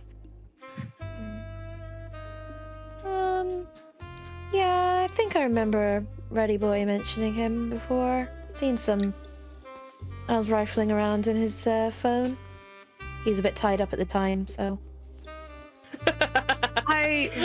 He said he's supposed to play here, but he saw me and Teddy and Nemo, and is he a liability? Do we take him with us? Do we lock him in a closet? Like, what do we do with him? I mean, he's a little bit delusional. If you want, I can tie him up a bit. We'll see. I mean, we Give him a still have to check. we still have to get through the ballroom, and then it's on to the basement. So maybe between now and then, we'll keep an eye on him. Okay. Just let me know when. And trying to see if I have anything to do for this. Okay. Indigo will straighten up and just kind of approach Joey from like maybe a slightly judgmental eye, but she'll... Let me double check something real quick.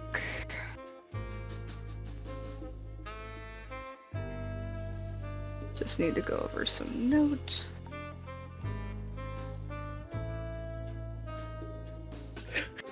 I just love the idea that it's just like, in the left corner, iPod Nano, grunge. In the right corner, Team Fabulous and horny. Yes. Okay, Team so... Swifty. Team Swifty. One's Swifty, one's Queen Bee. Oh my god.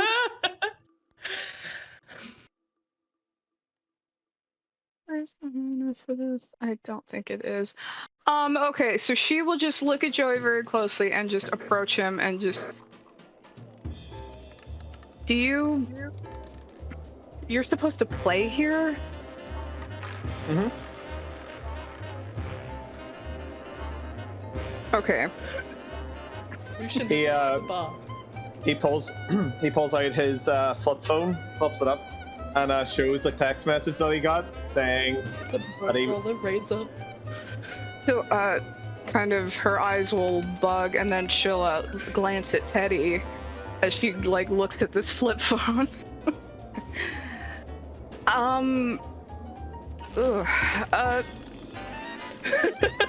You know, I think they might have rescheduled your performance. Yeah, I don't think you're supposed to play here. I think you're supposed to play in the ballroom. And if you want, I can show you where the green room is. "Oh, yeah. I mean, being escorted from one green room to the next. I would That appreciate wasn't a that. green room, I'm telling you. More like a white room than anything else. Oh God. So are you? Would you Then like why to insight this at all, or are you just going to go along with it? He's going to turn to Teddy and be like, "If it wasn't a green room, why was it soundproofed then? Huh?"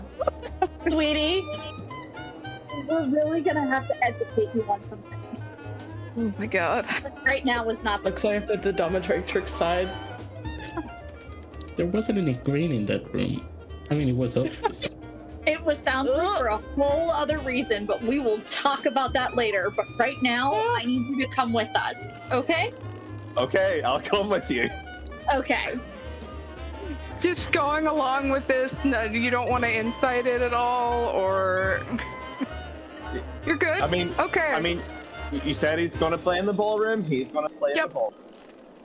Okay, There's a clipboard Joey's involved. good. Then I think she'll say to Teddy, just you know where to go. Good luck with this one. I feel like the ballroom is even better for your classy lyrics. You know what? Whenever I go on stage and sing "We're Never Getting Back Together," this is going to you. How about you stick with like Thank you. Enchanted or Take it you know, off. Teddy, you like Taylor Teddy Swift breaks as well. character. She listens to Taylor Swift, she just doesn't like it. She begrudgingly I love this likes so it. much. I knew you were a Swiftie as well. I'm just gonna interrupt for a second. We just got a $5 donation. I believe from I believe it's from Sappy. Thank you so much. Mwah. Yes. I hope to get you at this table very soon. Thank you. Yes. So she'll you know where to go. Good luck with this one. So the two of you are free to leave for the ballroom.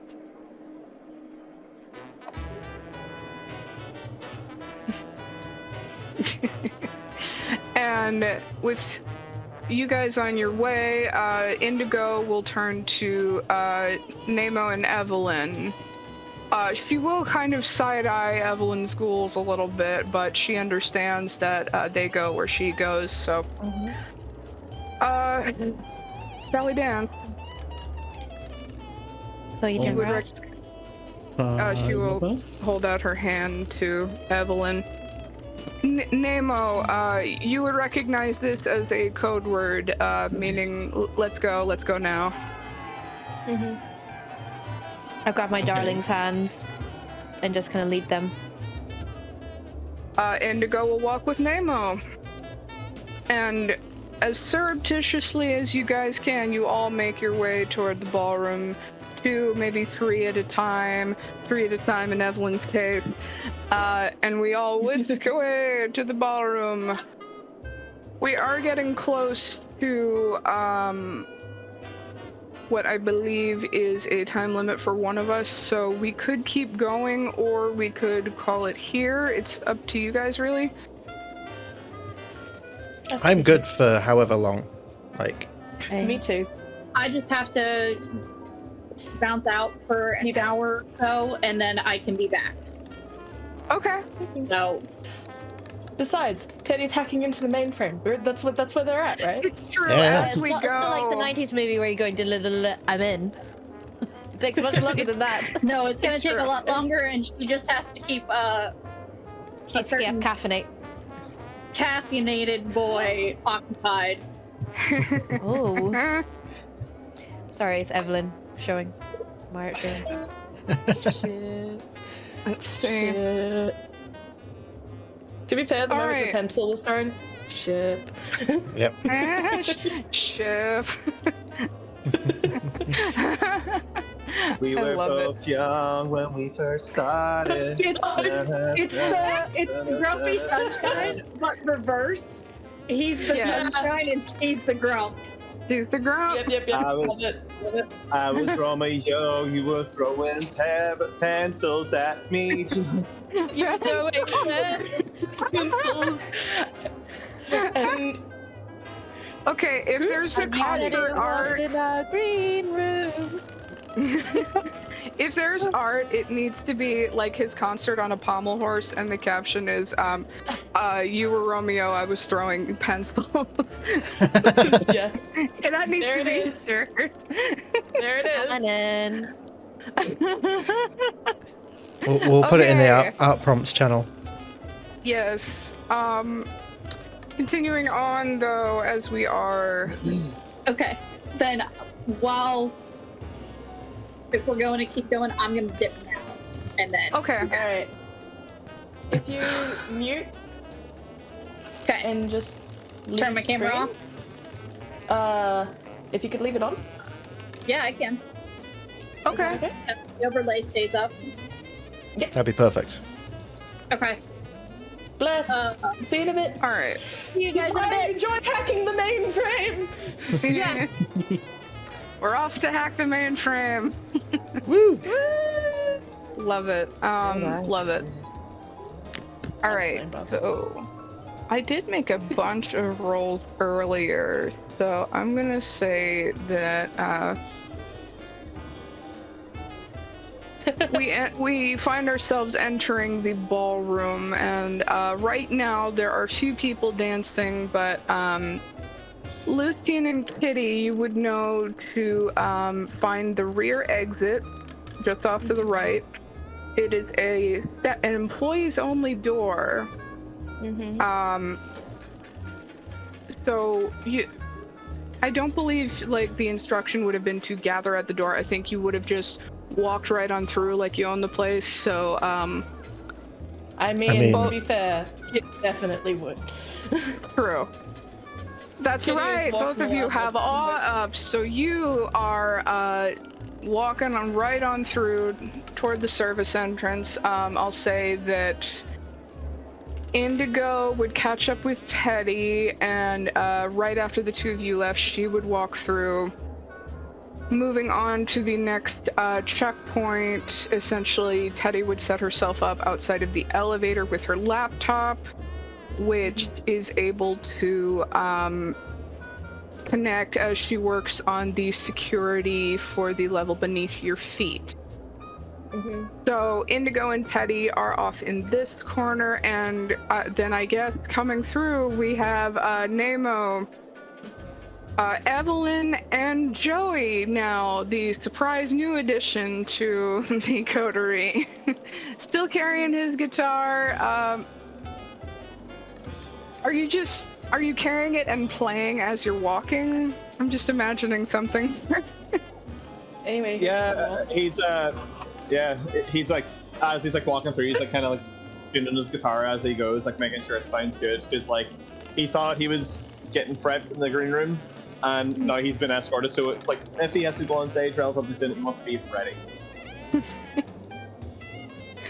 This Coterie comes with their own soundtrack. All right. So, Joey's real last name is Sirenscape. He's just like, you know, in like Monty Python where you have dearly dear Sir Robin ran away. That's who fucking Joey is. He's our little Yep. minstrel. He's a minstrel going around. Oh my In god. flannel. Somehow you became a minstrel in bard. flannel. Vampire bard. I am so here for this. A vibe. I'm gonna check on something real quick. Oh man, I would like to think I would like to think that, like, as like Kitty and Lucien's walk was basically like looked like it was gliding. Like, it's like people are like, oh, and then like the seas parted between like the dark of her hair and like the white. It's just like that really nice imagery of like the dark, the white, the reds, the furs, just like. You think So- you can be in that way? So we'll hold groups together now, yeah? Mm-hmm. Okay. Joey's gonna lean over to Nemo and be like, "Hey, do you see that guy with like the long white hair? Yes. Doesn't he kind of look like Pegasus from Yugi-Oh?" I was waiting for that.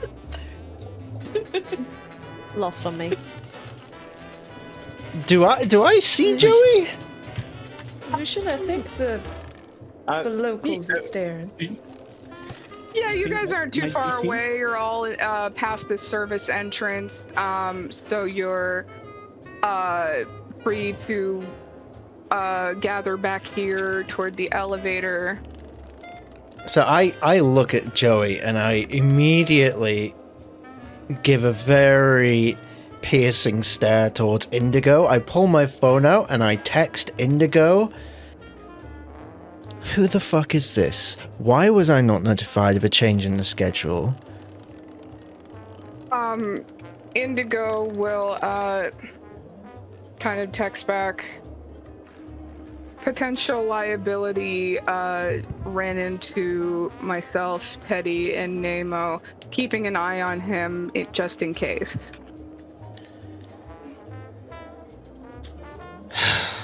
This is not the fucking night for this. Take a deep breath, dear.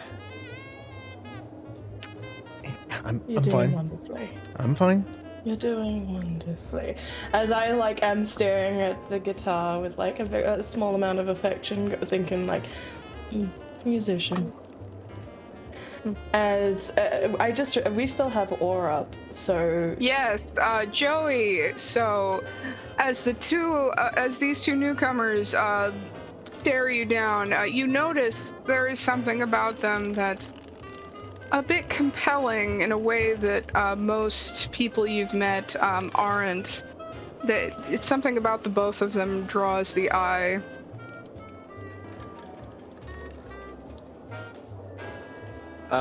Well, if that's how Scarlett's gonna play it, I'm gonna return to sender as I give off my own awe straight right back, and I kind of give like a quick like dart up and down, and I'm like, how you doing? she's smiling. For fun, I think we're going to make this a contested check. So, Excellent. So what do I okay. do? So, I think we'll do this one at a time. So, Lucien and Kitty had awe up first. So, Joey, roll composure plus intelligence. I need Lucien and Kitty to roll manipulation plus presence. Manipulation, you say? Mm-hmm. Composure plus. Where is my manipulation? Intelligence. Oh. So manipulation plus what was it? Presence. Okay.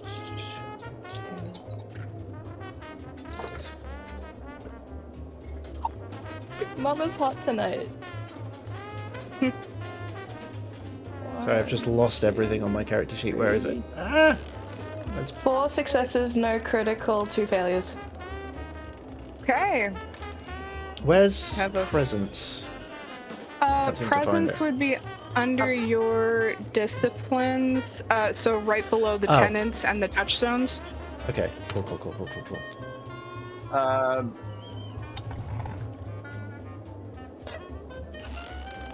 Okay. 1 fail, 1 success, 2 critical successes. Okay, so Lucien has my a total God. of 5 successes. Kitty has 4. Joey, how many successes or fails? I got an 8, a 0, a 6, 2 5s, a 4, and a 2. So I believe that's 3 successes. That is 3 successes. Yeah, you know, you're putting this energy out at each other, but their collective beauty and grace, there's something very enthralling about it. It's just, they're very aesthetically pleasing to someone with your specific taste. Like, Kitty leans to Lucius like, they're so cute when they're young. Just little playthings, Hello, aren't they? beautiful.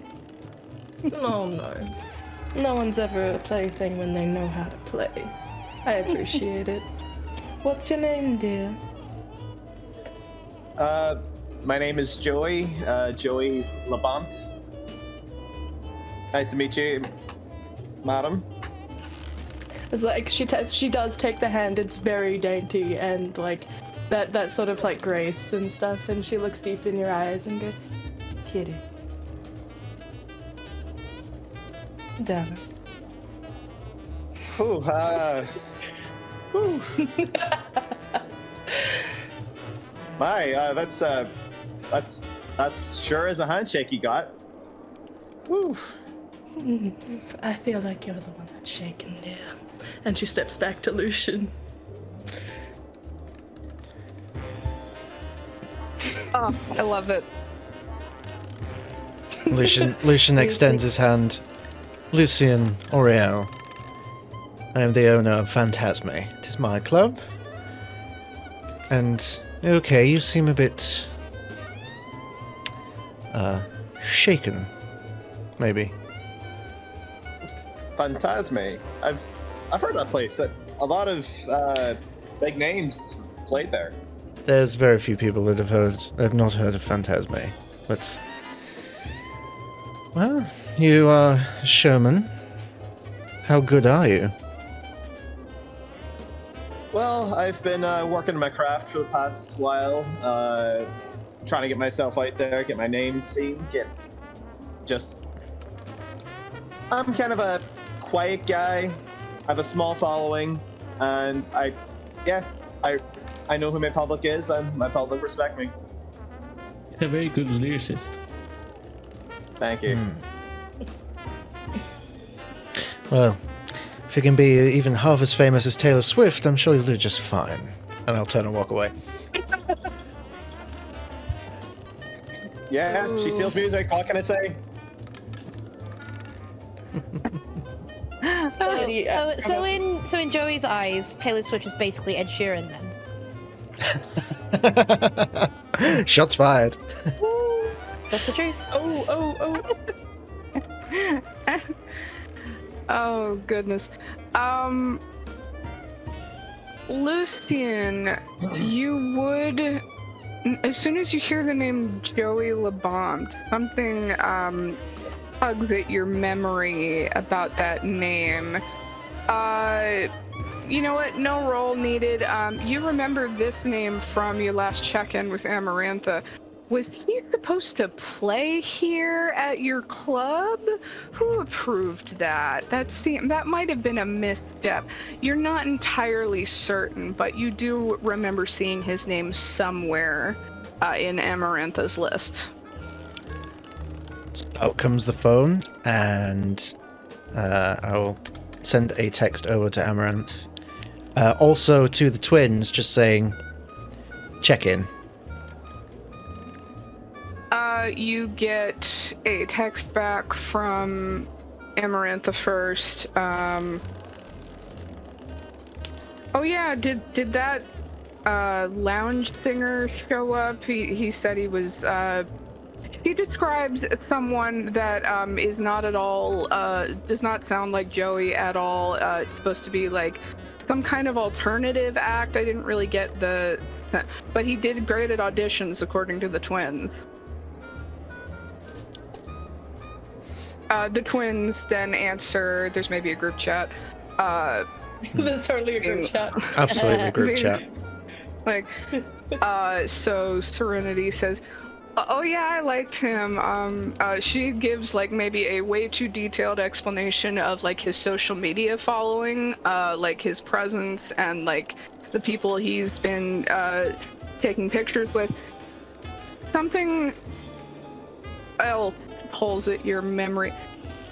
He's a little too overexposed if he's a kindred.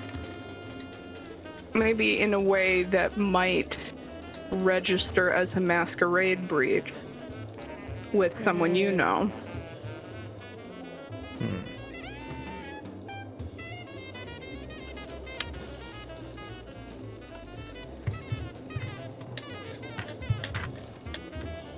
I will post in the group chat. I love this. Stay in touch. Potential situation. I have hands on it. It's me. Hi, I'm the problem. Thumbs up from both of the twins. A black heart emoji from Amaranthe, which is a sign in the affirmative. And Did I see that he's talking to Amaranthe? Did he, like, that he's texting? Are you trying to look at his phone, maybe, or? Just a glance, like, just like, again, like, Kitty doesn't quite understand all of these modern devices. She's like, phones. You would see a group chat on his screen, and at the top is just his last name, Oriel, and then there are a bunch of messages coming into his phone. Yeah, busy. When one owns an establishment, one is always busy. But this is just... It's not how I like to do things, but it is the most efficient, so... That's fair. I prefer a more hands-on approach. You and me both, sugar. Evelyn.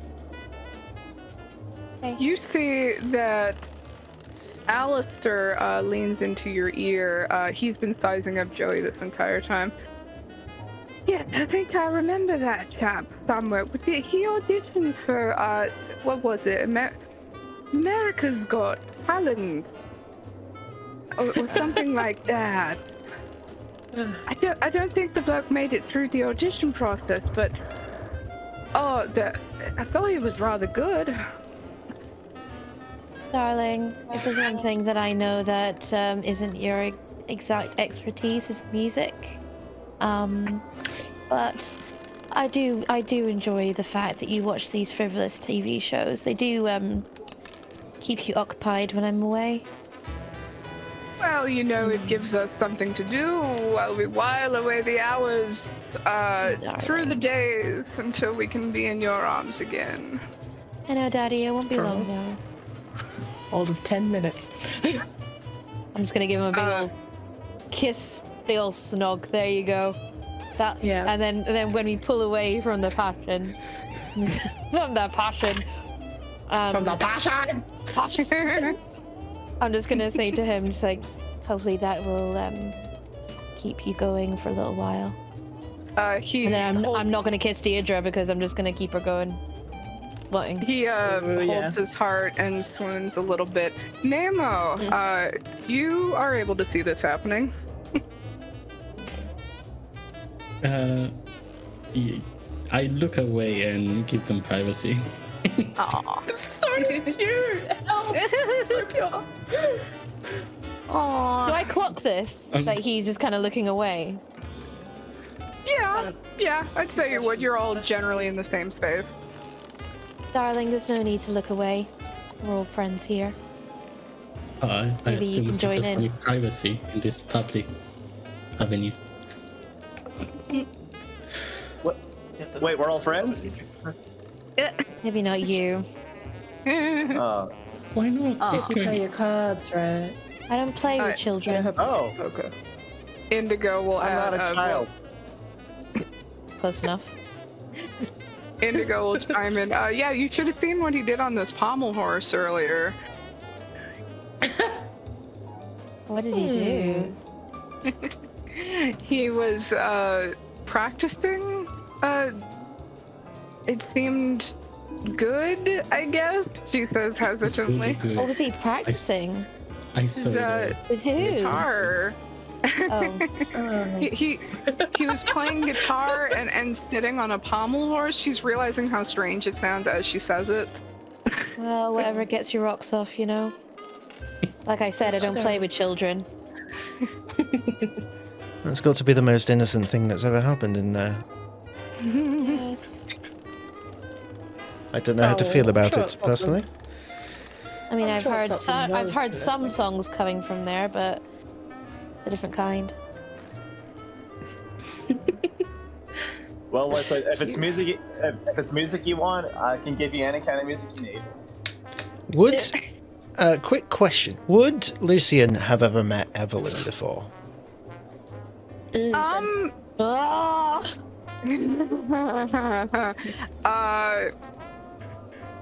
You know her more by reputation. You may have met her in passing once or twice, especially when, like, security footage of the feeding rooms gets flagged and sent to your office.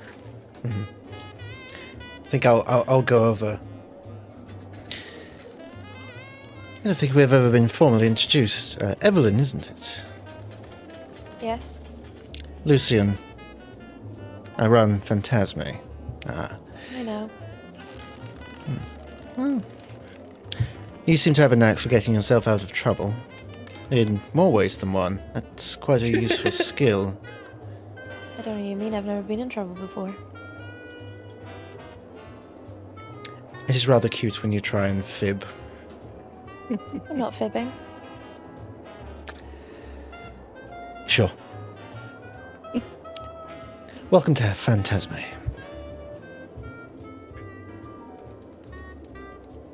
I definitely I'm so tempted right now, storyteller right now. I think you know what I want to do right now.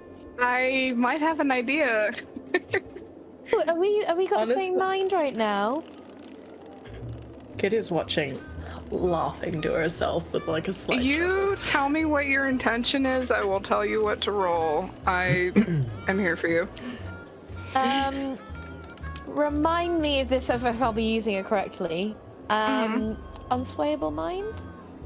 Or is that what you're thinking? Is that what the right thing would be Unswayable using? mind is the defense to use against defense. dominate powers. So if you are going on the offensive, it would be you have 2 dots in dominate. Yes, so I want to use that, please. Okay, which one? So- Compel? Mesmerize?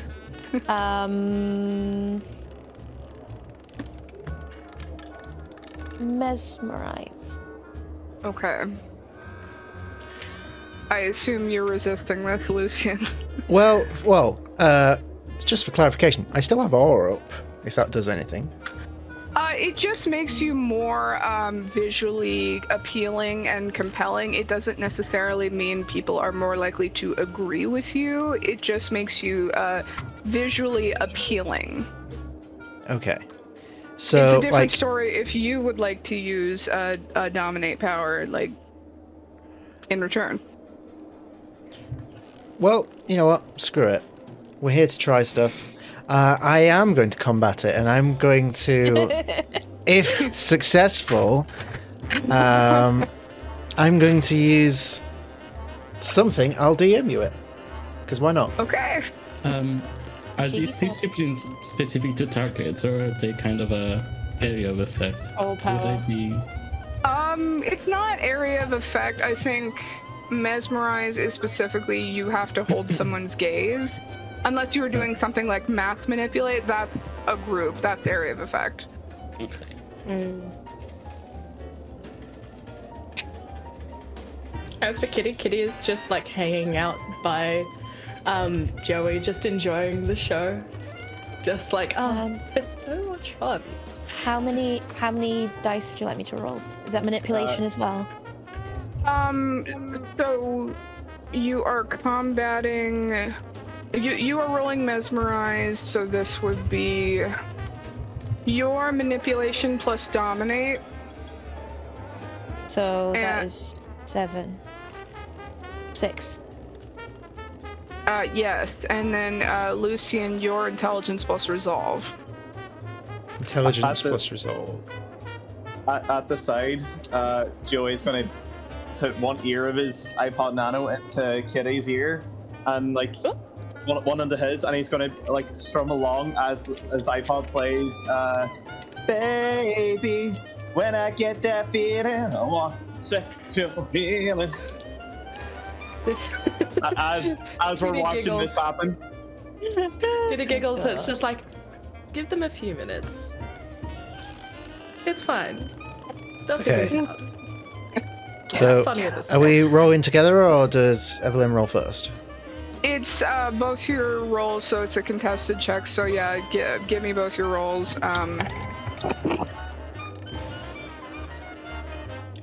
So many dice. Alright, I had rolled already. What's your successes? 5 successes, 1 fail. Okay. 1 fail, Oh. 1 success, 3 critical successes. I am on fucking fire tonight. Okay, you got Any of those from the Caleb dice set? No, actually. Please tell me you're using Feronia's dice, because that would be hilarious. I do have Feronia's dice with me, but that wasn't one of them. Dare. Don't you dare. All right, so his 6 successes just manages to beat out your 5. So Lucien, you feel this unwelcome pressure in your mind, and you recognize when someone else is using your own abilities against you, which, as far as what you know about Evelyn, she's not one of you. She's not a Ventru. And yet she's using Dominate? Very strange.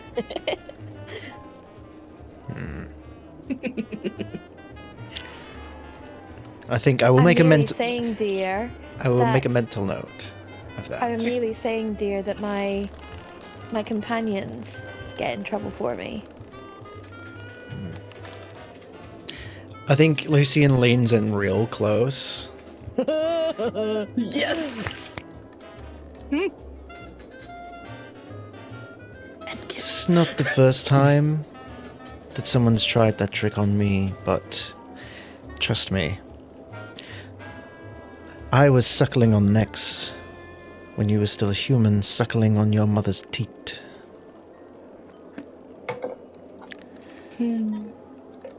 Bold of you to presume. Oh, I am bold.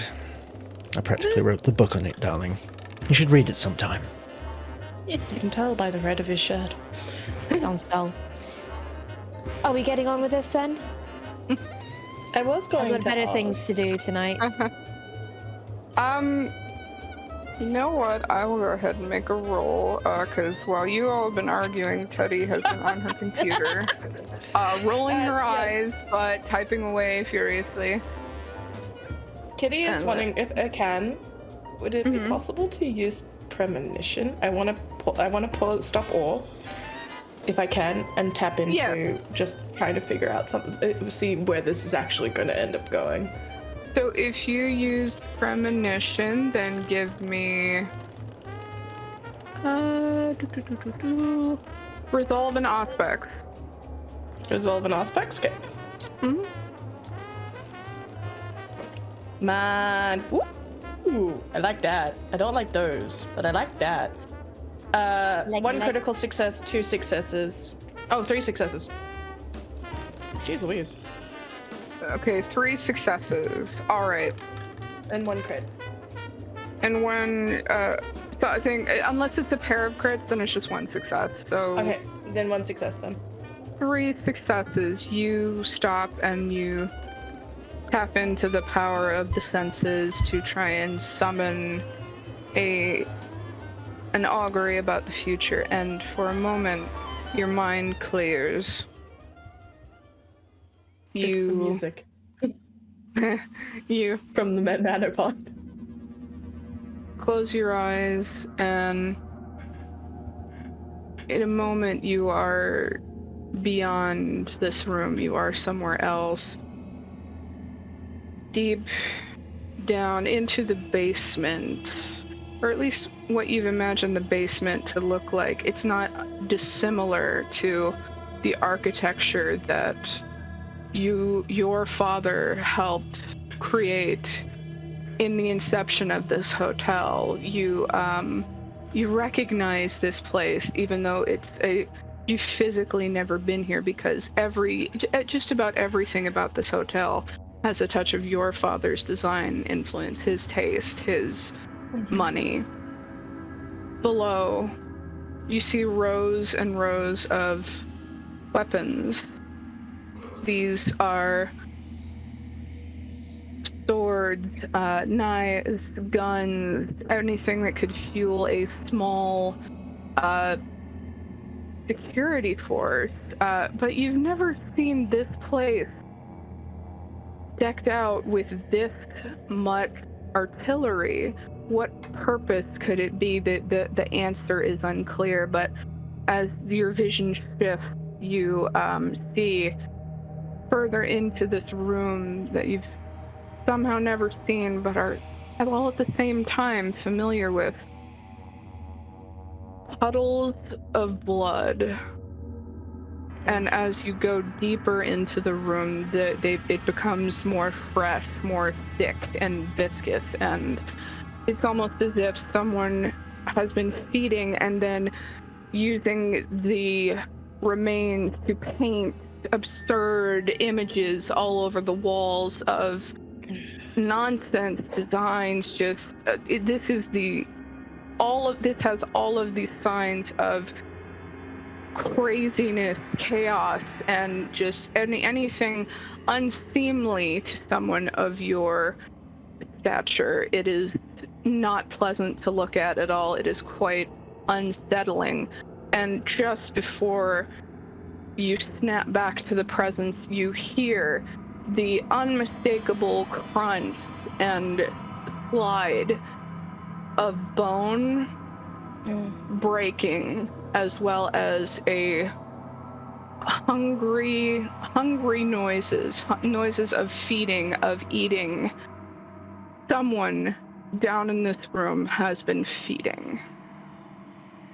And with that, you return to the present moment.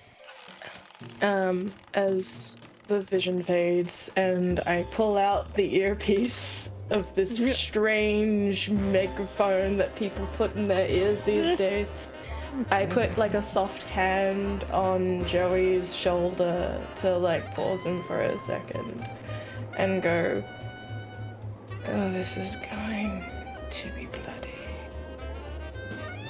And not in the fun." There's a fun way. Blood? If you say please. Why, you're muted. I just realized, but I kind of said the same thing to the same effect. I said, "Of course it is, darling."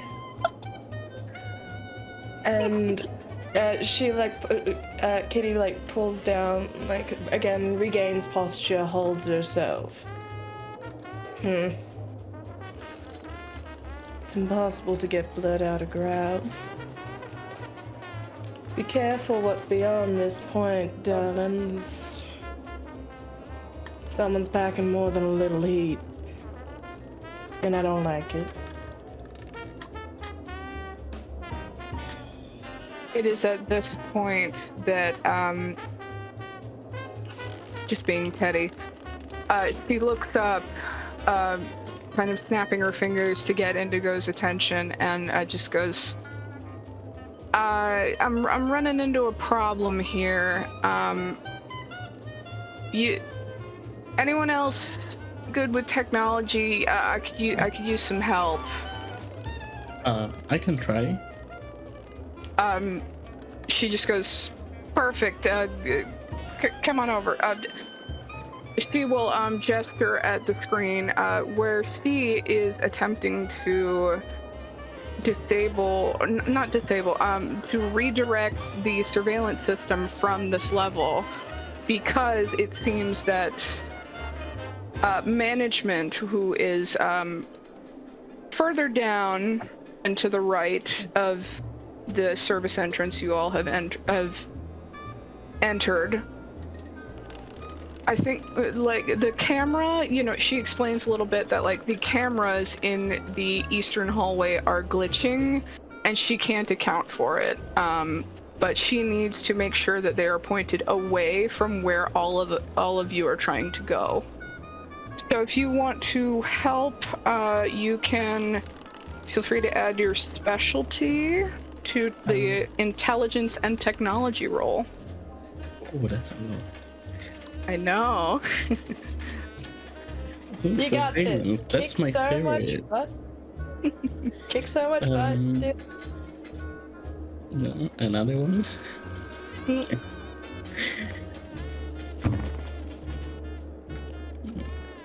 what's that?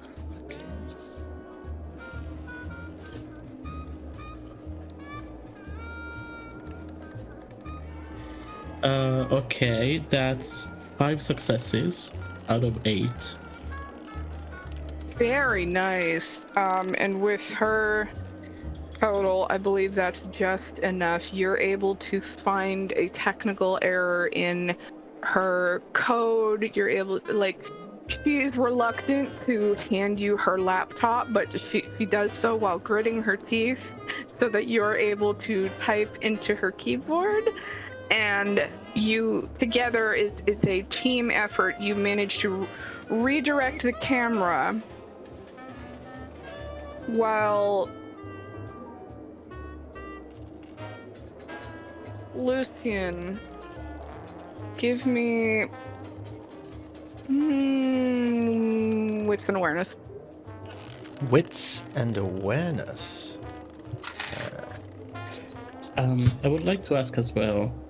Yes. Are the I would like to ask Teddy. Are the glitches in that camera? Did you make those happen, or? No, I'm trying to remember. I think it's something with like management. I guess like they're the shadow people. I wish I could remember the name. Lucien, what do you roll? I got 3 successes, 1 critical fail out of 5. Okay. If you have successes, then the critical fail does not count. With 3 successes, you hear what Teddy is describing, this camera glitching, the shadow people. You know what that means. Management may be on their way here. Specifically, the La Sombra that you are aware of.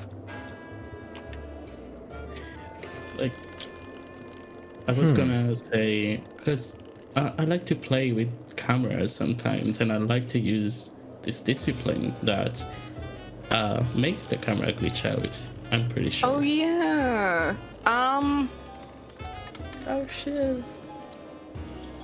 So let me double check something really quick. I might be on their way. really wrong though. Us. So I Alarm just bells. need to check if it was something similar.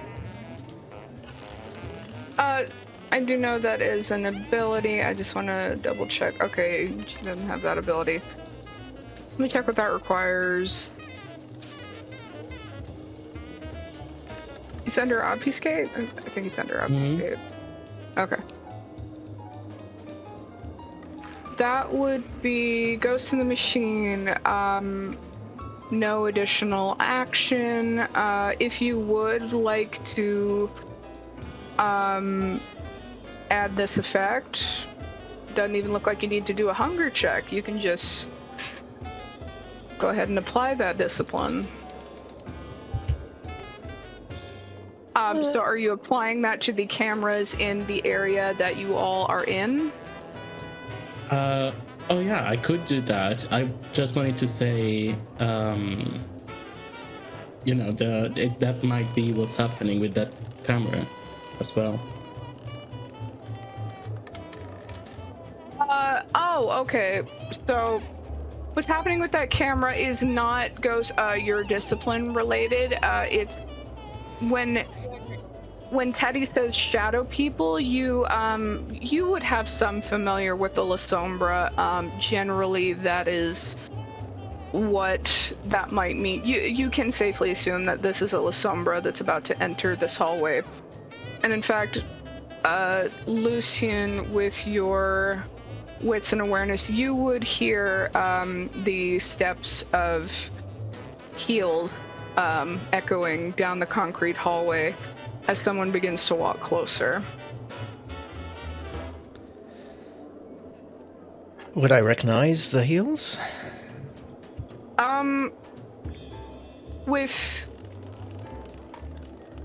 With Teddy saying shadow people, someone's coming, management.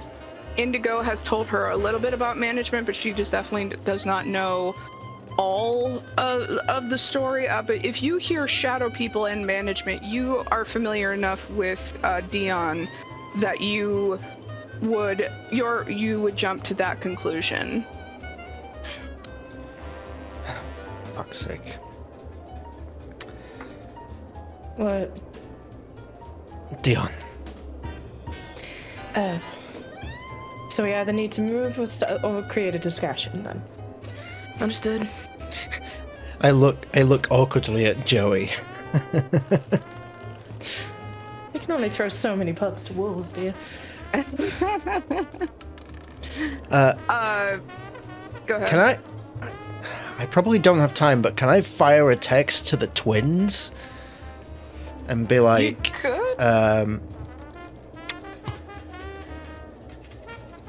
just write like, wanna come escort Dion away? The text, it takes a moment to go through reception back here. It does go through. Unfortunately, you hear those footsteps and maybe a familiar melody that she tends to hum a lot. And as you look down at your phone, reception starts to dwindle, given she is this old that her presence tends to mess with the technology in the area. In fact, Teddy starts poking at her laptop screen and just being like, fucking thing. She curses a little bit, but then given Teddy and Nemo's combined efforts, Nemo, you would realize that you have successfully diverted the security system away from your current location. Now you all need to just get to the elevator. Move. That's what we do. It's the elevator. Take the moment to arrive. The machine starts to sound a little bit sounds a little bit old, the service elevator. Indigo turns to Joey and just says, play something, anything. This one goes out to my good pal Avril Lavigne. Stay humble.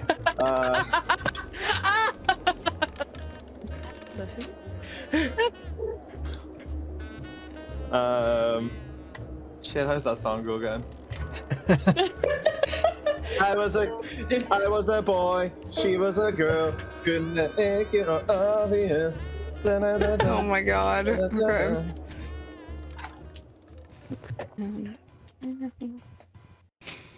Scared for rocking out. You all hear, just as the elevator door starts to open, you all hear a shout from down the hallway. Who is there? You're not supposed to be back here. And then Indigo will kind of grab Joey by the shirt collar and tug him inside to the elevator with the rest of them, frantically hitting the door close button. She just says, keep going, keep going. And she's holding on to you. He was a skater boy. She said, see you later, boy.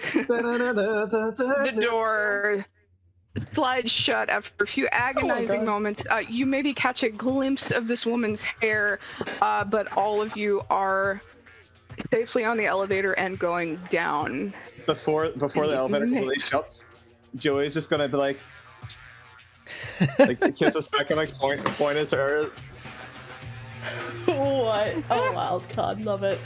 I'd say that as soon as the elevator, we're going down, right? Yes. Down to the next level. as the door closes and everything happens, she's gonna turn to Lucien and Evelyn, who seem to be just by aura and Indigo, seem to be just the people who seem to know what's going on, and say something along the lines of, darlings, I've seen potentially what's down there. And there is a lot of firepower and a lot of blood. I don't know what it is. Should we not call security if there's lots of blood and firepower? A lot of security's doing it, hon. How do you know this? Saw it. Very familiar with this place. Almost saw it got built. Well, if you saw He it. wants to get future Who else? memories. Did you see anyone else? No, but I definitely saw evidence of someone absolutely fucking insane. Pardon my language. Painting walls, crunchy bone. Someone a little too wild. Doesn't know how to conduct themselves. But a liability.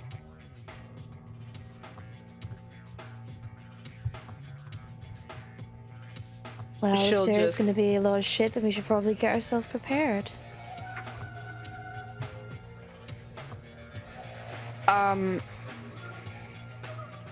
Indigo will chime in and, you know, there's a reason I asked you all to not pack firepower. Truth is, no one really knows what's in these basements. The blueprints say a completely different story. There's an armory, and down in the lower levels is where the vault is. We could be walking into security traps for all we know. But you all know why we're here. She'll point at Joey and just go, not you. But the rest of you know why we're here.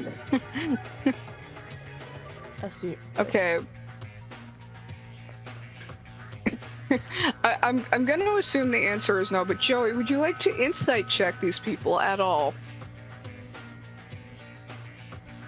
No, he's just there. He assumes this is him still getting to Joe. It's a lot of All prep work. right. We need to go through the back rooms. We did say we were going through the back rooms. Mm-hmm. It's just that there's a lot of back rooms. Didn't we just walk past the ballroom where I'm supposed to be on stage? Oh, yes. What is it? The stage? Oh, it's like, you know, a show person never makes their entrance via the front. My goodness. Actually, hold on, please.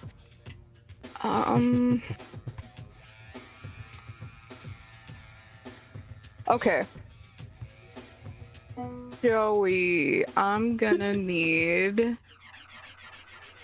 a... Roll me your intelligence and resolve, please. Intelligence and all. Okay.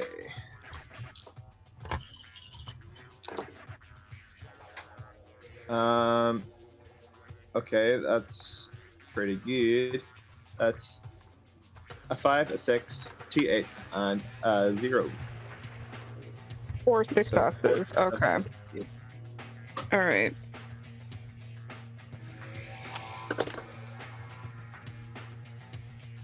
Okay. Going to burn a willpower.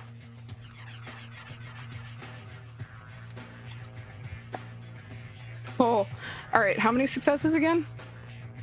4. Okay. We have a tie. Indigo moves forward,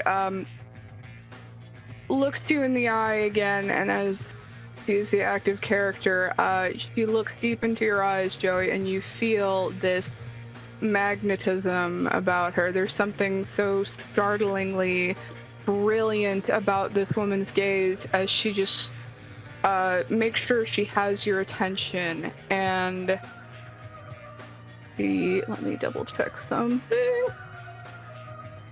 Okay.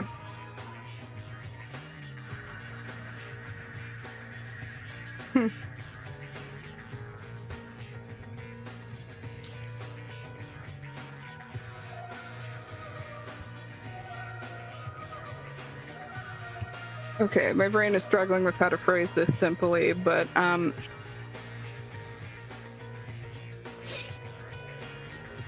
stay alert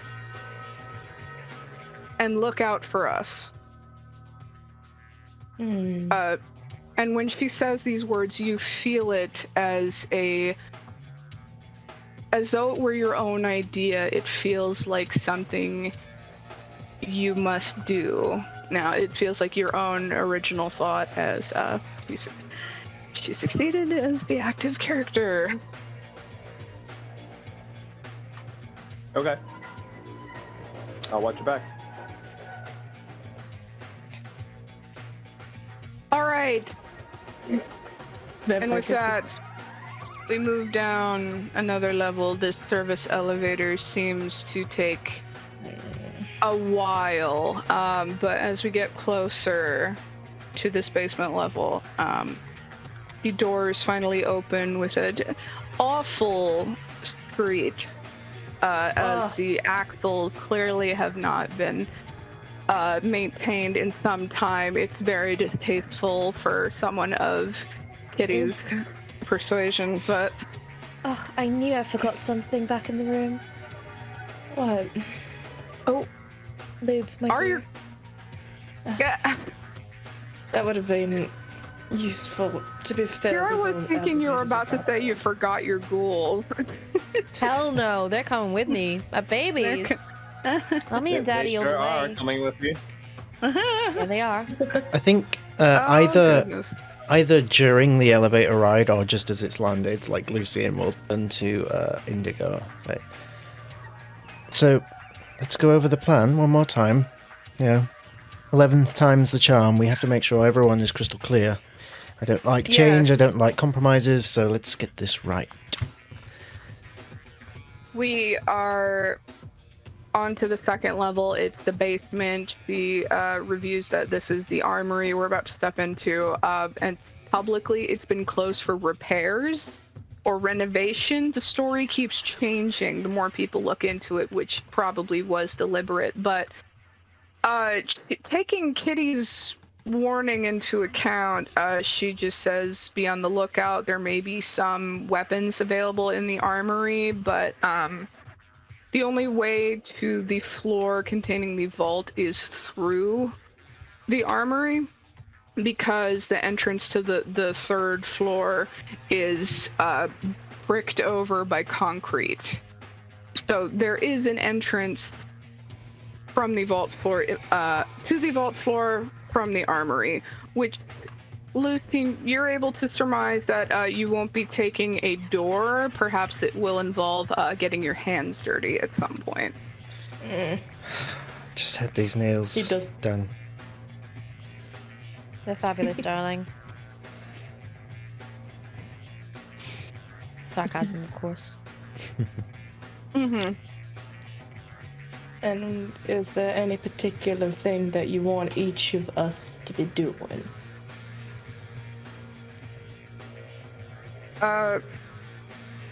Stay alert. I'd like to tell you what we're going to face, but I'm afraid I can't do that. It is uncharted from this moment on. See. Can I do like a general insight/vibe check on Evelyn, thinking back to the thing that I noticed earlier? Oh, you want to go fight, are you? Because now that the elevator is going down and we're sort of away from potential problems up there, I now have the mental capacity to think about that particular thing that I noticed and actually trying to figure out what the fuck is up with that. So I'd like to do that if possible. Go ahead. So what am I rolling? I'll make that a... Let me look. Intelligence and insight. Intelligence and insight. Okay. Where is insight? Insight there. Ooh, nice. Oh, I dropped the dice. I don't know where that is. I'll take a different one. Ah! How many d10s do you have? 1, 2, 15 d10s. 2. Four out of 5 successes. Very nice. Where were these rolls when we were test rolling? Where indeed? Lucien, you realize that a Hekata using another clan's discipline, there is one way that this is able to happen. It's not a nice way. In fact, many would consider it a crime. What a good girl I am. And with that, the elevator opens. You're all on this floor that you're designated to be on, and in the distance, you all hear a garbled shriek. It is like nails on a chalkboard. And with that, I want to hear. we can go ahead and say this is the end of part ... Part ... Oh Part my dot dot dot. goodness! What do you mean part ... As the door opens and we go, ooh. That's just Okay, so I guess we'll just have to do this a again follow-up. sometime? I mean, what do you guys think at home? Would you like us to do a follow-up of this? Okay, so first I do of just to all, see a showdown between Evelyn and Lucien, you know? oh, we'll get to that. First of all, everyone, let's share some love for our first guest GM for absolutely knocking it out of the park straight away. Absolutely incredible. I did say in the break to Bridget that if Bridget is willing, I would like to do a series of this. So that might be a thing that's happening. So, because this is too good to not continue. Need Rosie for short, the vampire robot. Oh, interesting. Oh, I have ideas. Rosie for short. But yes, thank you so much, Bridget. This has been an absolute delight. So yeah, let's do it again sometime. So, as we wrap up, we'll do what we normally do on QuestJunkies. We'll go around the table. Then you can reintroduce yourself, plug anything you've got to plug, and give us your favorite moment from the session. I guess starting with me, because I'm at the top of the overlay. So, hi, I'm Patch. I normally play everyone else on this channel as the general DM, but tonight I've been Lucien Oriel. You find me here on QuestJunkies all the time, on Phoenix Iwaki every 2 weeks, and Jacinta's Tyranny, and The Dark of Xerxes. And if I had a favorite moment, oh god, just the roller coaster that was Joey from start to finish. Just So like so the good. amount of times Pat has made me facepalm tonight. Like at one point I had to remove my headphones and bury my face between my knees. So well that's done. what she said. So congratulations on that one. Yep. I haven't been able to do it in Rodonia, but I've been able to do it in Vampire. I'm taking that as a win. Absolutely. So that's me. Let's go to Kitty. Hi everyone, I'm Scarlet Song, she, her, your local not-a-lichen librarian. When I am apparently not attempting to be as Ara as I have most Ara I've been in a while, honestly. I hope the seduction flirty thing came off, right? Because I'm normally a real awkward bean. Same. So usually online I'm either on my channel doing art and illustration. I'm on Phoenix's channel playing Brackle, like the small, really adorable terrafolk that doesn't quite understand where anything is from. Or as of I think very soon, maybe within the next few weeks or so, you'll be able to see me once again playing my absolute tragedy of a paladin, Miss Cotta, the Dark Elf Maid, in the Noir series Arc Point as it comes back for its campaign season 2. Very soon. I'm so excited. We're having an offline barbecue to catch up in character. Oh, that's amazing. As things ramp up, because I am guaranteed to cry. It's gonna be great. I'm all here for it. Hell yeah. Oh, and as for my favorite thing of the session, oh god, it's so hard. Just like the reactions to the not sex room, the green room, Nemo finding out that they're a dad. As far as things that I did go, I enjoyed being able to flirt like that. I haven't had a chance to do that as a character in a very long time.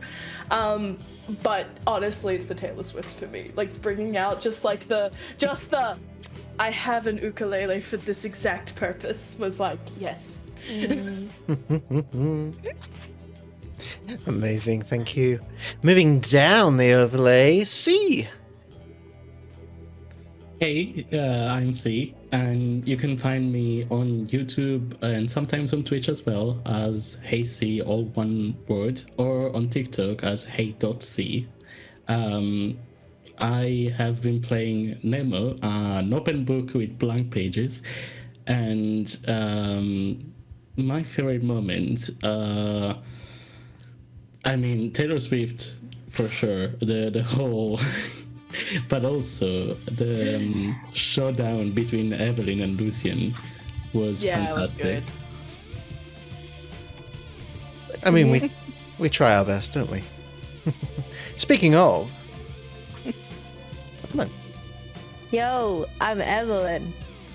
Hey, I'm Mai, aka Maya the Pirate. I played Evelyn, your dom mummy, tonight. Most places you can find me on social media is as Myrat the Pirate on Twitch, YouTube, TikTok, Instagram, all that jargon. Myrat Pirate on Twitter. You can also find me here tomorrow night as a slightly more wholesome character, Feronia, my Circle Stars Feelies Druid in the Redania Chronicles. Wednesday as my not so eloquent College of Eloquence Bard, Kitsune Rogue, Timothy Brassfangs III Esquire, over on Wildman Chronicles here, and every other Saturday over in Phoenix Wacky's channel as Aftara Ilig Nagoba, my barbarian blood hunter badass bitch. Favorite moment tonight. As much as I love Swifty, and as you know, slightly self-centered as I am, I'm glad I managed to have my moment introducing Evelyn, just so good. Bollock naked, just there you go. Loved it. I'm glad I get to show that side of me now. Great. Yes, this was so good. And just back in time to say farewell to this first part of this story. Part 2. Teddy, Hi guys, I'm Maddie. Please tell us who you are, plug anything you got to plug, and give us your favorite moment. TikTok and Instagram are both Mermaid Maddie, spelled with an I, M-A-I-T-Y. And my favorite moment was probably throwing a pencil at Joey's head. That was so good. You were Romeo and I was throwing pencils. It's the grumpy sunshine I didn't realize I needed in my life. Such a power move. Thank you so much. And Joey. Hey yo. Hey everybody. I'm Patrick aka Patins. On Monday nights I usually play Call Me Get Us Air Fighter, but tonight I am playing the mysterious, hilarious, and the center of my universe, Joey. It's been a lot of fun tonight playing as Joey. I was like a last minute addition to the roster here, so I wanted the entire pitch to Bridget was, since everybody already kind of had a thing beforehand, I was just like, let me be my separate thing and let them be their thing, and then we can coincide when we actually start. And it's fun that we get to live it up at the time. I kind of feel so self-centered when I'd be like, oh, my favorite moment of the session is when I did the thing, but like, Jesus Christ, like I laughed so hard this session just being fucking dumb bard So shit. good. You need to be a bard now, mate. I do, but like Next character. Let's go. Joey is like my alpha bard.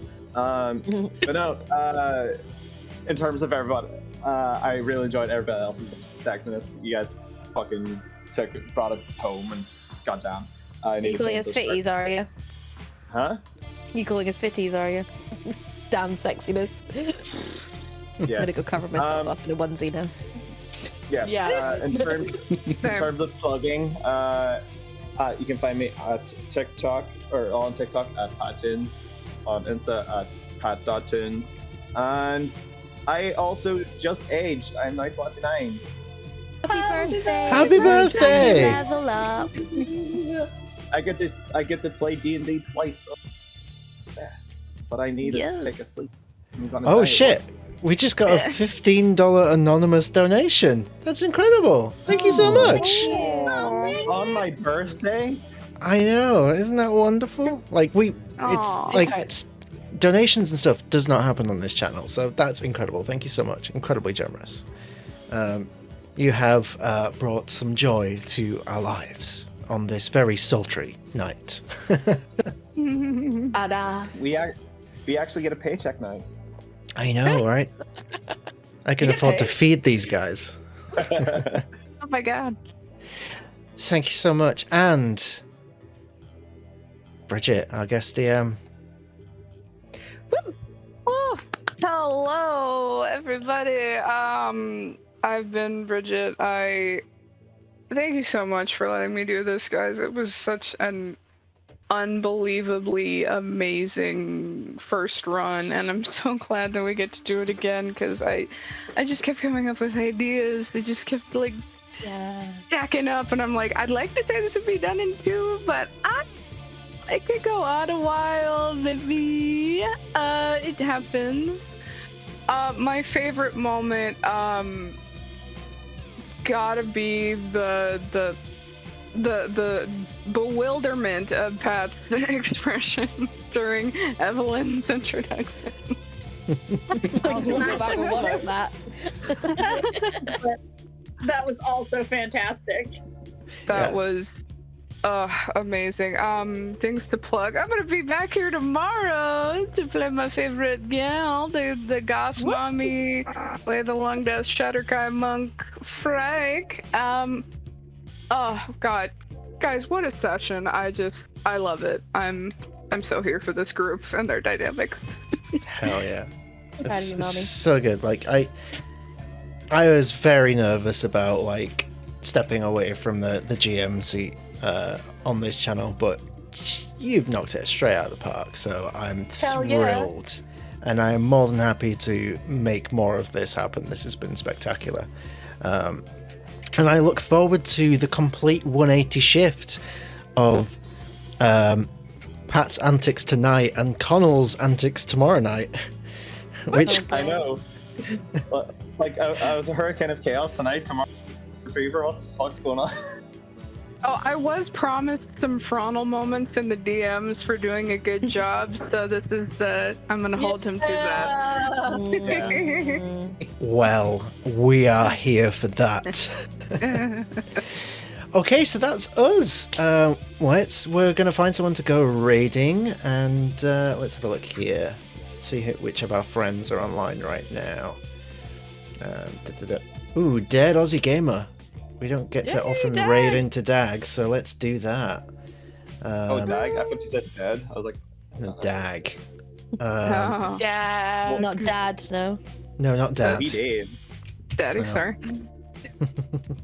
So, my dear friends, thank you so much. And I suppose, Bridget, you get the outro. You're the GM. Like, do you want do you want a proper sign off for this thingy? You're joining this vampire story already in progress. Is that good? Love it. So, Yeah. I like until it. next time. See you soon, guys.